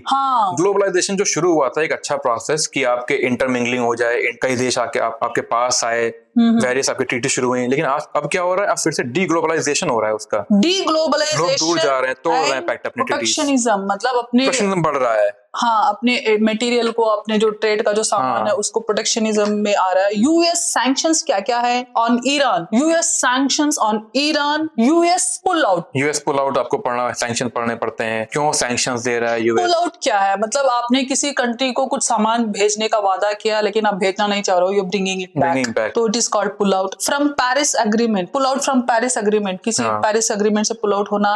HIB है, वीजा इश्यूज है, ये सारी चीजें आती हैं. और इसके साथ साथ एक और चीज आता है, OPEC oil prices manipulation. OPEC के जो प्राइसेस हैं, ऑयल प्रोड्यूसिंग कंट्रीज जो हैं, उसको ओपेक कंट्रीज कहा जाता है. वो जो ऑयल एंड नेचुरल गैस के प्राइस कैसे करती मैनिपुलेट. इंडियन लोग सब जगह मिल जाते हैं, आपको भर भर के मिल जाते हैं. यहाँ के इंडियंस को ले जाके वहाँ पे बसाया गया for labour purpose and so many. किसी कंट्री में काफी ज्यादा लोग पीट रहे हैं इंडियंस को, पाकिस्तानीज को, कि अदर कंट्रीज में रह रहे हैं तो वहाँ की नेशनलिटी उनके पास सही है, लेकिन इंडियन ओरिजिन के होने की वजह से क्या इनको यहाँ की दी जाए nationality. In international relationship, you have to see one more very important thing कि Indian diaspora कि India has been colonized by the British, ये तो आपको पता है. इसके साथ साथ इंडिया जब ब्रिटिश ने दूसरे कंट्रीज पे या दूसरे रीजन पे कॉलोनी किया था, वहां पे भी कंट्रोल रखा था ब्रिटिश ने, तो यहाँ के इंडियंस को ले जाके वहां पे बसाया गया for labour purpose and so many. I just said के फिजी आइलैंड है जहाँ पे सारे इंडियंस ही रहते हैं. इस तरह के कई जगह ऐसी हैं जहाँ पे इंडियंस बहुत ज्यादा बसे गए हैं. लेकिन after when India got independence they never had opportunity to come here back. तो उसके बाद में जब हमारा उनके साथ कांटेक्ट हुआ तो we have given them so many opportunities, so much interest उनमें हमने दिखाया, और उसको हम कहते हैं Indian diaspora. What India, the government of India taken initiative to have a good relationship with the countries where Indian diaspora have more potential. तो Indian diaspora काफी बिग टर्म है अपने में, बिग टर्म है अपने इसमें में. इतने पर्सन इंडियन डायस्पोरा के मतलब बाहर रहते हैं वेरियस कंट्रीज में, जितना पूरे वर्ल्ड में कहीं कोई नहीं रहता, और रेमिटेंसेस वहां से भेजते रहते हैं लगातार कंटिन्यूअसली. हाँ, बहुत सारे एड्स भी भेजते हैं, डोनेशंस भेजते रहते हैं, भेजते हैं. तो काफी ये इंपॉर्टेंट इशू पढ़ने के लिए. तो इसमें कुछ इंपॉर्टेंट फैक्ट्स हैं which I have written for you. Is spread of Indian diaspora. कहाँ पे इंडियन डायस्पोरा स्प्रेड है? बेसिकली हर कंट्री में ही है. हर कंट्री इंडियन लोग सब जगह मिल जाते हैं, आपको भर भर के मिल जाते हैं. सब जगह रोटी, आलू पराठे भर भर के हैं, हर जगह पर हैं, आपको इजीली मिल जाएंगे कहीं पे भी पूरे वर्ल्ड में. It depends. शायद पाकिस्तान में ना हो, शायद वहां तो पूरे इंडियंस ही है. हाँ, वहां तो पूरे इंडियंस ही मिलके बनाए हुए हैं. India's diaspora policy and engagement initiatives. तो इंडिया की डायस्पोरा पॉलिसी क्या है और एंगेजमेंट इनिशिएटिव्स क्या है? OCI overseas citizen of India. इसमें प्रवासी भारतीय दिवस एक इनिशिएटिव लिया है जो इंडियन डायस्पोरा को हमने ये करने के लिए. प्रवासी भारतीय दिवस, हाँ, बहुत इंपॉर्टेंट है ये दिवस. You are saying something on OCI के साथ एक और चीज पढ़नी होती है, PIO, person of Indian origins. दोनों को ही कंपैरेटिवली मिला के पढ़ना चाहिए. छोटा मोटा आपको मतलब उसका आइडिया ले लो बस. और एक और चीज आती है, नो इंडिया प्रोग्राम. हाँ, ये प्रवासी भारतीय दिवस और ये जो प्रोग्राम है न्यू इंडिया प्रोग्राम या नो इंडिया प्रोग्राम, इंडिया को जानने इंडिया के को लिए जानो। बहुत इंपॉर्टेंट प्रोग्राम है ये। और ये बेसिकली एनआरआईज या ये जो आपके ओसीआई हैं इनके लिए कि जो आते हैं इंडिया, इनको बताने के लिए तो इंडिया और कैसा हेरिटेज है, कल्चर। बिल्कुल बिल्कुल। L M Singhvi high level committee on the diaspora, ये कमेटी बनाई गई थी, रिकमेंडेशन इसमें आई थी वेरियस कि कैसे कनेक्ट किया जाए इंडियन डायस्पोरा को इंडियन से। तो role played by Indian diaspora, अभी हम लोग बात करिए इसकी, रेमिटेंसेस भेजते हैं, रोल प्ले करते हैं इंडियन डायस्पोरा, और इश्यूज कंसर्निंग द डायस्पोरा को लेके क्या क्या इश्यूज आपके जैसे आते अभी हैं? आप देखो, अभी आप किसी कंट्री में काफी ज्यादा लोग पीट रहे हैं इंडियंस को और पाकिस्तानीज को, तो यहाँ वहाँ पे वही इशू चल रहा है कि तो ये भी एक इशू है कि आपके मारपीट हो सकती है, वायलेंस हो सकता है। एंड ड्यूअल नेशनैलिटी एक इशू है जिसको जिसपे एक बात चल रही है कि इनको क्या दिया जाए ड्यूअल नेशनैलिटी, क्योंकि ये अदर कंट्रीज में रह रहे हैं तो वहाँ की नेशनलिटी तो उनके पास सही है, लेकिन इंडियन ओरिजिन के होने की वजह से क्या इनको यहाँ की दी जाए नेशनलिटी, तो इस पे भी इशू है, चल रहा है। और रेमिटेंसेस तो ये तो हमने बात करी रही है। हाँ, बिगेस्ट कंट्री इंडिया है रेमिटेंस के मामले में। हाँ, इम्पोर्टेंट इंटरनेशनल इंस्टीट्यूशंस क्या क्या है? When we are talking on international relationship, तो इसमें ये इट इज वेरी छोड़ नहीं सकते आप, इसको इम्पोर्टेंट। प्रीलिम्स मेंस दोनों में आता है, प्रीलिम्स से बहुत क्वेश्चन आते हैं इससे। तो इसमें इम्पोर्टेंट इंटरनेशनल इंस्टीट्यूशंस क्या क्या है? UN and it's agencies, UN वो जो है और उसके एजेंसीज कौन कौन से हैं? यूएनजीए, यूएनएससी, ये सब एजेंसी है। तो और इसमें एक और आता है WTO है, world trade organisation, world bank है, IMF है, world economic international monetary fund IMF, world economic forum है, WEF, Commonwealth of Nations, Commonwealth जिसे चोगम भी कहते हैं, वो भी है। ये सारी चीजें हैं आपके इंटरनेशनल रिलेशनशिप में। We have completed approximately each and every topic of GS paper 2। हाँ, yes, we tried our best. हमने पूरी कोशिश की है अपने तरफ से कि ये एक टॉपिक हमने आज तो हमने लिख के भी पूरा सारा, ताकि अच्छा इनिशिएटिव था आपका। वैसे काफी भूल ना हर चीज याद नहीं रहती है माइंड में, आपने लिख के वहां पे रख दिया। When you're talking, you won't remember so many things, so I have written it। और बच्चों को सारी इन्फॉर्मेशन जाए, ये है हम लोग का मोटिव। Yes, और इसके साथ साथ we are going to discuss paper 3 from tomorrow। We are going to discuss in next video paper 3 in detail, word by word। We will do as much as possible। हम justice करने की कोशिश करेंगे syllabus के साथ, according to UPSC, not according to any intellectual people। We'll try our best to think and talk according to UPSC ने जो syllabus दिया, हम उसे बस स्टेप बाय स्टेप कैसे करना ब्रेक, हम वही कर रहे हैं। हम किसी ज्ञानी इंटेलेक्चुअल को बिठा के हम उनका ज्ञान नहीं बंटवाएंगे, हम अपने बेसिस पे बता रहे हैं आपको क्या हो सकता है। We are going to try and define what UPSC is saying, what UPSC want from their aspirants। So we try our best to do justice to our work।